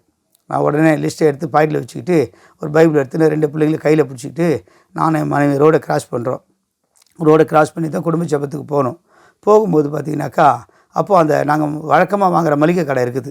அப்போ எங்கள் மனைவி சொல்கிறாங்க, போ அந்த கடையில் போய் கொடு அப்படின்றாங்க. நான் ஏதோ போகிறேம்மா அப்படி போயிட்டு நான் போய் கடையில் போய் கொடுக்கலான்னு போனேன். அது ஹோல்சேல் கடை, எப்போவுமே வந்து கூட்டம் இருக்கும். ஆனால் நான் போய் இன்றைக்கி கொடுக்குறேன், அன்றைக்கி பார்த்தீங்கன்னா கூட்டமே இல்லை. அப்போ அந்த அண்ணாச்சி மட்டும் இருக்கிறாரு. வாங்க அப்படின்னாரு. நான் சரி லிஸ்ட்டை கொடுத்து இதெல்லாம் போடுங்க, இந்த லிஸ்ட்டை போடுங்க அப்படின்னு. அவர் என்ன சொன்னார், தோயிரு இப்போ தான் ஆளே இல்லையே, அதை போட்டு கொடுத்துறேன் அப்படின்றாரு. நான் சொல்கிறேன், என்கிட்ட காசே இல்லை, ₹1 கூட இல்லை. நான் சொல்கிறேன், இல்லை நீங்கள் போட்டு வைங்க நான் வரேன் அப்படின்றேன். அப்படியா, நான் ஒரு ப்ரேயருக்கு போயின்னுக்கிறேன், நான் வந்து வாங்கிக்கிறேன்னு. அவர் அப்படியா, சரி சரி எவ்வளோ அமௌண்ட்டு தெரிஞ்சுக்க அப்படின்றாரு. சரி சொல்லுங்கள். நான் பாருங்கள் மடமான லிஸ்ட்டு போட்டார் அவர். யாருமே இல்லை, ரொம்ப வேகமாக போட்டு ₹1800 அவர் லிஸ்ட்டு போட்டார். லிஸ்ட்டு போட்டு காசு இப்போ கொடுனாரு. நான் சொன்னேன், போயிட்டு தான் ப்ரேயர் முடிச்சுட்டு பேங்க்கு போய் தான் எடுத்துன்னு வரணும், நீங்கள் போட்டு வைங்கன்னு சொல்லிட்டு நான் போகிறேன். எங்கள் மனைவியும் பிள்ளைங்களாம் ரோட்டில் நிற்கிறாங்க ஓரமாக. போயிட்டு ப்ரேயருக்கு போயிட்டேன். ப்ரேயர் நடக்குது. அது ஆரம்ப காலம், ஒரு 4-5 விசுவாசிங்க தான் அப்போ வந்து வராங்க. அப்போ போய் உட்காந்து ஜெபம் நடத்துகிறேன் நான். எனக்குள்ளே பார்த்திங்கன்னா ஜெபம் நடக்குது. எனக்குள்ளே பார்த்திங்கன்னா ஜெபம் பாடல் எல்லாம் நல்லா முடிஞ்ச பிறகு அந்த வீட்டில் அப்போது மேரி பிஸ்கெட்டு டீயை கொடுக்குறாங்க. குடிச்சிக்கிட்டே இருக்கிறேன், என்னால் குடிக்க முடியல. ஏன்னா இப்போது கடையை தாண்டி தான் வீட்டுக்கு போகணும். அந்த மளிகை சாமான் நான் வாங்கியே ஆகணும், வேறு வழி இல்லை. எங்கள் மனைவி இல்லைன்னா ரொம்ப இன்னும் மோசமாக பேசுவாங்க. அப்போது என்னால் டீயும் குடிக்க முடியல. அப்போ பாருங்கள், டீ குடித்து முடிக்கிறதுக்குள்ளே ஒரு சகோதரி என்ன சொன்னாங்க, ஐயா ஒரு காணிக்கையா அப்படின்னாங்க. நான் சொன்னேன், சரிங்க சார் அப்படின்னு சொல்லிட்டு கையை வாங்குகிறேன். கொஞ்சம் சுருட்டின மாதிரி இருந்தது பாருங்க. கையில் கொடுத்தாங்க. ஜெபம் பண்ணிவிட்டு நான் வாங்கிட்டு ப்ரேயரை முடிச்சுட்டு வீட்டுக்கு வந்துக்கிட்டு இருக்கிறேன். நான் எங்கள் மனைவி வரோம். அப்போ அவங்க சொல்கிறாங்க, மளிகை சாமான் வாங்கின்னு வாங்க, அப்படி வீட்டுக்கு போகலான்றாங்க. நான் என்ன பண்ணேன், சரி இங்கே நில்லுங்கன்னு சொல்லி கடைக்கு பக்கத்தில் அவங்கள நிற்க வச்சுட்டு கடை உள்ளே போனால் கடைக்கு வெளியில் அதை 2 கதவு இருக்கும். அந்த கதவுக்கு பின்னாடி போய் நின்றுக்கிட்டு எவ்வளோ காசு இருக்குதுன்னு சொல்லிட்டு அந்த காசு நான் எண்றேன். ஏன்னா மளிகை சாமான் ₹1800 கொடுக்கணும். இப்போது என்கிட்ட ஒரு காணிக்கை கொடுத்துருக்குறேன். இதுதான் முதல்ல நான் வாங்குகிற காணிக்கை. பார்த்தீங்கன்னாக்கா அதுக்கு முன்னாடிலாம் ஒரு ₹5 ₹10 அப்படி வரும். இப்போ இவங்க சுருட்டி கொடுத்துருக்குறேன், என்னன்னு தெரியல. போய்ட்டு நான் பிரித்து அந்த கதவுக்கு பின்னாடி நின்றுக்கிட்டே எண்றேன். எண்ணி பார்த்துக்கிட்டே இருக்கிறேன். அந்த பார்த்தீங்கன்னாக்கா அதில்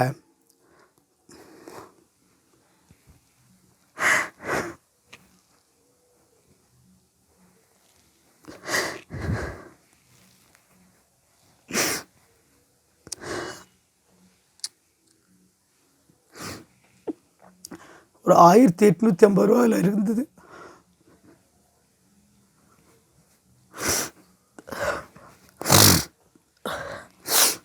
₹1850 இருந்தது பாருங்கள். எனக்கு இன்னும் அதிகமாகிடுச்சு. யாருக்குமே தெரியாது. அது அண்ணாச்சிக்கு தெரியும் ₹1800, எனக்கு தெரியும் ₹1800. அடுத்து அதில் பாருங்கள் ₹1850 இருக்குது. அந்த லிஸ்ட்டை கூட ஆண்டவர் பார்த்துருக்கிறார். ₹1850 இருக்குது. ₹1800 அந்த கடைக்காரு கூப்பிட்றாரு, வாங்க வந்து வாங்கிக்கிங்க. நான் பின்னாடி நின்றுக்கிட்டே அழுதுட்டு இருக்கிறேன் அந்த காசை வச்சுக்கிட்டு. நம்ம ஆண்டவர் எவ்வளோ பெரிய தேவன் பாருங்கள். நம்ம கண்ணீரை காண்கிறவர், நம்முடைய துக்கத்தை அவர் அறிவார், நம் தேவைகளை அவர் அறிவார். அப்போ நான் அழுதுகிட்டு கண்ணெல்லாம் தொடச்சிக்கிட்டு நான் போய் காசு கொடுக்குறேன். அவர் கேட்குறாரு, தானேச்சியா என்ன ஒரு மாதிரியா இருக்கிறீங்க, அழுறீங்க அப்படின்றாரு. இல்லை இந்தாங்க கொடுன்னு சொல்லிவிட்டு ₹1800 கொடுத்துட்டு ₹50 பாக்கெட்டில் வச்சுட்டு அந்த மளிகை சாமான் எடுத்துன்னு நான் மனைவி பிள்ளைகளை கூட்டிகிட்டு வீட்டுக்கு வந்தேன்.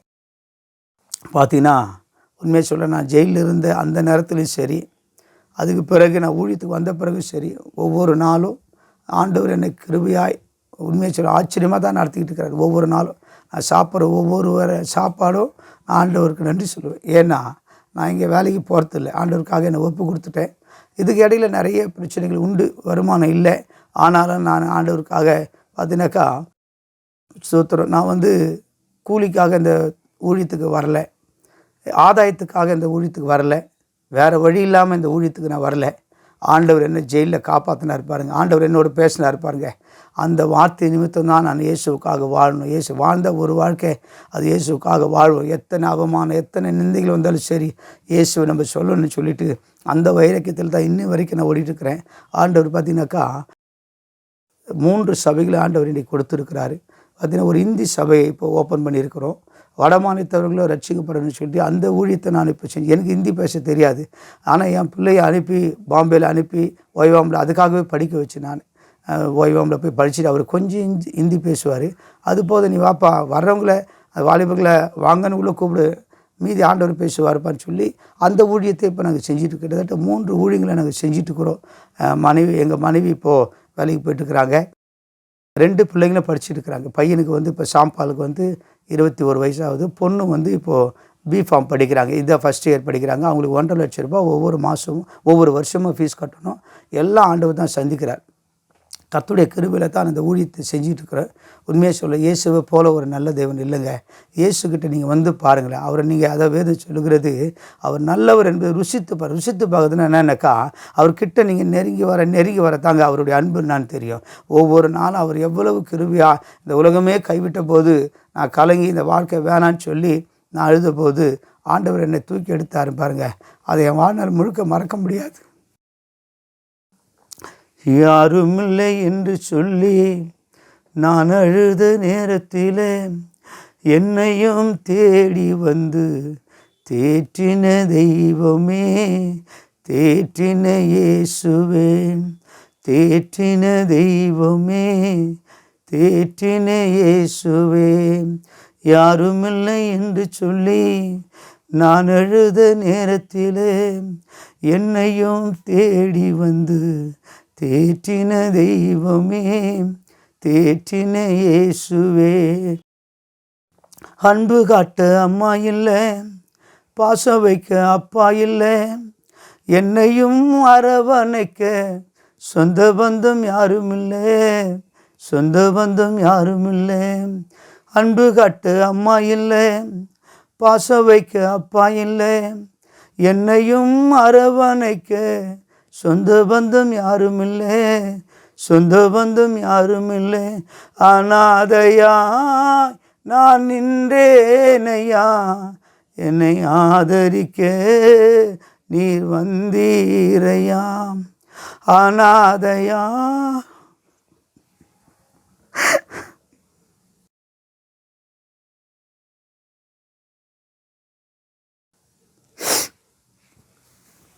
யாருமே இல்லைன்னு சொல்லி நான் சாக போகிற நேரத்தில் என்னை தேடி இயேசு வந்தார். இந்நாள் வரைக்கும் ஒவ்வொரு நாளும் ஒவ்வொரு நொடியும் இயேசு தான் என்னை நடத்திருக்கிறாங்க. ஆமாம், நான் எனக்கு தேவை வரும்போது, எனக்கு பிரச்சனை வரும்போது, போராட்டம் வரும்போது, அவமானம் வரும்போது நான் யாருக்கிட்டையும் சொல்ல மாட்டேன். தனிமையில் போய் அப்பா கிட்ட உட்காருவேன். ஏன்னா அந்த அப்பா தான் எத்தனை முறை போய் அப்பா கிட்ட உட்காந்தாலும் அவர் முகத்தை மறைக்காமல் என் பிள்ளை வந்திருக்கிறான்னு சொல்லி என் கண்ணீரை துடைப்பார், என் தேவையில் சந்திப்பார். என்னை கைவிடாத தேவன் அவர். அந்த இயேசு உண்மையாகவே என் வாழ்க்கையில் மட்டும் நான் வரலைன்னா, அந்த இயேசு வரலனா 2005 அந்த மணிகண்டன்றவன் ஒருத்தர் செத்து போயிருப்பான். ஆனால் இன்றைக்கி ஆண்டவர் இன்றைக்கி அநேக ஜனங்களுக்கு என்னை வெளிச்சமாக வச்சுருக்கிறார். நான் அநேகர் இயேசுவை பற்றி சொல்லும்போது எனக்கு அவ்வளோ சந்தோஷமாக இருக்கும். ஏன்னா அந்த இயேசு என் வாழ்க்கையை மாற்றினது போல் அவங்க வாழ்க்கையை மாற்றணும்னு சொல்லி நான் ஒவ்வொரு நாளும் அதுக்காக செபிப்பேன். அதிகாலையிலேருந்து அப்பாவுடைய சமூகத்தில் உட்காந்து நான் கதறுவேன். ஆண்டவரே ஸ்தோத்திரம் ஏசப்பா, என்னை ரட்சித்தீங்களே ஆண்டவரே, எனக்கு எவ்வளோ காலம் ஊழியம் ஆண்டவரே, எவ்வளோ காலம் நான் வாழ போகிறேன்னு தெரியல. ஆனால் நான் வாழ்ந்த ஒரு வாழ்க்கை அது இயேசுவுக்காக வாழணும் ஆண்டவரே. அது இயேசு அறிவிக்கும் போது நான் மறிக்கணும் ஆண்டவரே. சாதாரணமாக என்னுடைய மரணம் ஆக்சிடெண்ட்டில் மறிக்கக்கூடாது, நான் தற்கொலை செய்து மறிக்கக்கூடாது, வியாதியில் மறிக்கக்கூடாது ஆண்டவரே. என் மரணம்னு ஒன்று இருந்தால் நான் இயேசு அறிவிக்கும் போது ரத்த சாட்சியாக மறிக்கணும்னு சொல்லி தான் ஒவ்வொரு நாளும் ஜெபிப்பேன். ஏன்னா அந்த இயேசு நமக்காக ரத்தம் சிந்திருக்கிறார், அந்த இயேசு நமக்காக சிலுவையில் ஜீவனை கொடுத்துருக்கிறார். அந்த இயேசுவுக்காக நான் என்னை முழுமையாக ஒப்பு கொடுத்துருக்கிறேன். அந்த இயேசுவை நீங்கள் நம்புங்க. அந்த இயேசு நிச்சயம் உங்கள் வாழ்க்கையை மாற்றுவார். அந்த இயேசு உங்களோடு பேசுவார். அந்த இயேசு உங்களோடு இடைப்படுவார், உங்களோடு வருவார், உங்களோடு இருப்பார். அவர் கூப்பிடும் போதெல்லாம் வந்து நிற்பாருங்க. நம்ம கூப்பிட்டா பிள்ளைங்க கூட வரமாட்டாங்க, ஆனால் இயேசு வந்து நிற்பாருங்க. ஏன்னா என் பிள்ளை கதறுது, என் பிள்ளை கூப்பிடுது, என் பிள்ளைக்கு வேதனை, என் பிள்ளைக்கு அவமானம், என் பிள்ளைக்கு பிரச்சனை, என் பிள்ளை பட்னியாக இருக்குது. ஆண்டவர் இயேசு வந்து உடனே நிற்பாருங்க. அந்த இயேசுவை போல ஒரு நல்ல தேவன் இல்லைங்க. அவங்க இயேசுவுக்காக வாழும். கர்த்தர் நல்லவர். இந்த நாளில் கூட நான் உங்களுக்கு அன்பாக சொல்கிற ஒரு காரியம் என்னன்னாக்கா, நான் மணிகண்டனாக இருந்தபோது நான் கடந்து வந்த பாதையில், அதாவது என் வாழ்க்கையில் நிறைய துன்மார்க்கம், பாவம், அசுத்தம் இருந்தது. ஆனால் நான் இயேசுவை ஏற்றுக்கொண்டு பிறகு பாருங்கள், என் வாழ்க்கையே கர்த்தர் மாற்றினார். ஜெயிலில் இருந்தேன். என் வாழ்க்கையை ஜெயிலில் இருந்து என்னை புதிதாக ஒரு மனிதனாக என்னை மாற்றி, ஆமாம், ஜெயிலுக்கு போய் வந்தால் எல்லாம் கேவலமாக நினைப்பாங்க. இல்லைங்க, நான் ஜெயிலுக்கு போய் வந்து தாங்க ஒரு புது மனுஷனாக வந்திருக்கிறேன். என்னை ஜெயிலில் ஆண்டவர் என்னை உருவாக்கினார். என்னை புது மனுஷனாக மாற்றினார். அந்த இயேசுவுக்காக நான் கடந்த காலத்தில் எங்கள் ஊர்லெலாம் பார்த்திங்கன்னா, பம்மல் சைட்லலாம் நாகல்கேணி மணிகண்டன்னா எல்லாருக்கும் தெரியும். அரசியலில் அப்படிப்பட்ட நான் செல்வாக்காக இருந்தேன். ஆனால் இப்போது நான் தினகரனாக, ஆண்டவருக்காக அவன் ஒவ்வொரு நாளும் ஜெபிக்கிறவனாக, ஊழியம் செய்கிறவனாக, இயேசு அறிவிக்கிறவனாக, கர்த்தருக்காக நான் இன்றைக்கி ஓடிட்டுருக்கிறேன். அந்த இயேசு நல்லவர். அந்த இயேசு மாறாதவர். அந்த இயேசு உங்கள் வாழ்க்கையில் இருக்கிற எல்லா பிரச்சனையும் மாற்ற இயேசுவால் தாங்க முடியும். நீங்கள் எங்கெங்கேயோ ஓடுறீங்க, எதையோ தேடுறீங்க. யாராவது உங்களை விடுவிப்பாங்களா? மனுஷங்க விடுவிப்பாங்களா? அந்த தெய்வம் விடுவிக்குமா, இந்த தெய்வம் விடுவிக்குமா நீங்கள் பார்க்குறீங்க. ஆனால் யாரும் எதுவுமே உங்களுக்கு உதவி செய்யாதுங்க. உண்மையாங்க, நாங்கள் வணங்கின தெய்வம்லாம் இதில் கைவிட்டுச்சு. ஆனால் என்னை தேடி வந்த இயேசு என்னை காப்பாற்றினார். இந்நாள் வரைக்கும் நான் ஜீவனோடு இருக்கிறேன்னா அது இயேசு தாங்க. அந்த இயேசுவை நம்பி பாருங்கள். உங்கள் வாழ்க்கை மாத்திரம் இல்லை, ஒருவேளை நீங்கள் வாழ்க்கையில் நம்பிக்கை இல்லாமல் இருக்கலாம், உங்கள் வாழ்க்கையில் ஒரு பிடிப்பு இல்லாமல் இருக்கலாம். ஏன்டா இந்த வாழ்க்கை வாழணும்னு கூட நீங்கள் நினைக்கலாம். இந்த வியாதியில் சுகம் கிடைக்கல நீங்கள் நினைக்கலாம். ஆனால் எல்லாவற்றுக்கும் முடிவு இயேசு இருக்கிறாருங்க. உங்கள் வியாதியில் சுகம் கொடுக்க இயேசு இருக்கிறார். உங்கள் வாழ்க்கையை அர்த்தமுள்ளதாய் மாற்றுவதற்கு இயேசு இருக்கிறாருங்க. உங்கள் வாழ்க்கையை ருசி உள்ளதாய், அவன் அநேகருக்கு ஆசீர்வாதமாக, எந்த இடத்துல நீங்கள் அவமானப்பட்டீங்களோ அந்த இடத்துல நீங்கள் தலை நிமிர்ந்து நிற்க வைக்க இயேசு உங்கள் பக்கத்தில் இருக்கிறாங்க. நீங்கள் கூப்பிட்டு பாருங்கள், ஏசப்பா நீங்கள் உண்மையான தெய்வம்னா, நீங்கள் தேவனுடைய குமாரனாக்கா, நீங்கள் உலகத்தின் பாவத்தை மன்னிக்கிறவங்கனாக்கா, என் பாவத்தை மன்னிங்கப்பான்னு சொல்லி கூப்பிட்டு பாருங்கள். அந்த இயேசு உங்கள் பக்கத்தில் நிற்பாருங்க. அந்த இயேசு உங்கள் பக்கத்தில் கரம் பிடித்து நடத்துவதை நீங்கள் பார்க்க முடியும். உங்கள் வாழ்க்கையில் ஒரு பெரிய மாற்றத்தை உங்களால் பார்க்க முடியும். உங்கள் வாழ்க்கை செழிப்பாக மாறிட, எந்த இடத்துல நீங்கள் அவமானப்படுங்க அதே இடத்துல உங்களை பிரகாசிக்க பண்ணுவார். எல்லா ஜனங்களும் உங்களை கையெடுத்து கும்பிட முடியாது செய்வார். இப்போ நான் எங்கள் ஊர் உள்ள போகும்போது எல்லாரும் என்னை பார்க்குறாங்க. என்னை பார்க்க எப்படி இருந்த இந்த மணிகண்டன் இன்றைக்கி எப்படி இருக்கிறாரு. இப்போ சில பேர் பழைய பேர் புது பேர் கூட தெரியாமல் இருக்கும், கூப்பிடுவாங்க, என்ன மணி எப்படி இருக்கிறீங்க அப்படி சொல்லி மரியாதையாக கூப்பிடுவாங்க. பாருங்கள், ஆண்டவர் என் வாழ்க்கையை அர்த்தமுள்ளதாக மாற்றினது அந்த இயேசு தான். ஆமென். கர்த்தர் உங்களையும் மாற்றுவார், உங்களையும் ஆசீர்வதிப்பார். அந்த இயேசுவை தேடுங்க, அந்த இயேசு உங்களை ஆசீர்வதிப்பார். நான் உங்களுக்காக செபிக்கிறேங்க. நான் என் வாழ்க்கையில் நன்மை செய்த அந்த இயேசு உங்களுடைய வாழ்க்கையில் நன்மை செய்யும்படியாய், நீங்கள் எப்படிப்பட்ட பிரச்சனையில் நீங்கள் இருக்கிறீங்கன்னு தெரியல, நீங்கள் எந்த சூழ்நிலையில் வாழ்ந்துக்கிட்டு இருக்குன்னு எனக்கு தெரியாது. ஆனால் ஒன்று மாத்திரம் தெரியும், நான் உங்களுக்காக செபிக்கிறேன், இயேசு அதை மாற்றுவார். ஆமென். நான் செபிக்கிறேங்க. பரலோக தகப்பனை இயேசு கிறிஸ்து நாமத்தில் அப்பா நான் செபிக்கிறேன். இந்த நாளில் கூட அப்பா அந்த சாட்சியை கேட்டுக்கொண்டிருக்கிற, பார்த்து கொண்டிருக்கிற யாவருக்காகவும் நான் செபிக்கிறேன். ஏசப்பா, ஆண்டவரே நீர் உயிரோடு இருக்கிற தேவன். ஆண்டவரே நீர் ஜெபத்தை கேட்கிற தேவன். ஆண்டவரே அப்பா, நீர் அப்பா கூப்பிடும்போது ஓடி வந்து உதவி செய்கிற தெய்வம். ஆண்டவரே இந்த சாட்சியை பார்த்து கேட்டுக்கொண்டிருக்கிற யாவருக்காகவும் நான் செபிக்கிறேன்ப்பா. அவருடைய வாழ்க்கையில் என்ன பிரச்சனை இருந்தாலும் ஏசப்பா நீங்கள் மாற்றுங்க. நீங்கள் மெய்யான தெய்வம் என்பதை, உண்மையான கடவுள் என்பதை அவர்களை உணர்ந்து கொள்ளட்டும். ஆண்டவரை கர்த்தர் அவளை ஆசீர்வதிங்கப்பா. இயேசுவின் நாமத்தில் இந்த வாய்ப்பை கொடுத்த டேனியல் பிரதருக்காக நான் நன்றி செலுத்துகிறேன். ஒரு குடும்பத்துக்காக, ஊழியத்துக்காக நன்றி செலுத்துகிறேன். இயேசுவின் நாமத்தில் செபிக்கிறேன் நல்ல பிதாவே. ஆமேன், ஆமேன், ஆமேன். அன்பார்ந்த கிரைஸ்ட் காலிங் டிவி நேயர்களே, மேலும் இது போன்ற உங்களுடைய சாட்சிகளை எங்களுடைய சேனலில் கொடுக்க விருப்பமுள்ளவர்கள் எங்களை தொடர்பு கொள்ளுங்கள். தொடர்புக்கு 7200713563. கர்த்தர் தாமே உங்களை ஆசீர்வதிப்பாராக. ஆமேன்.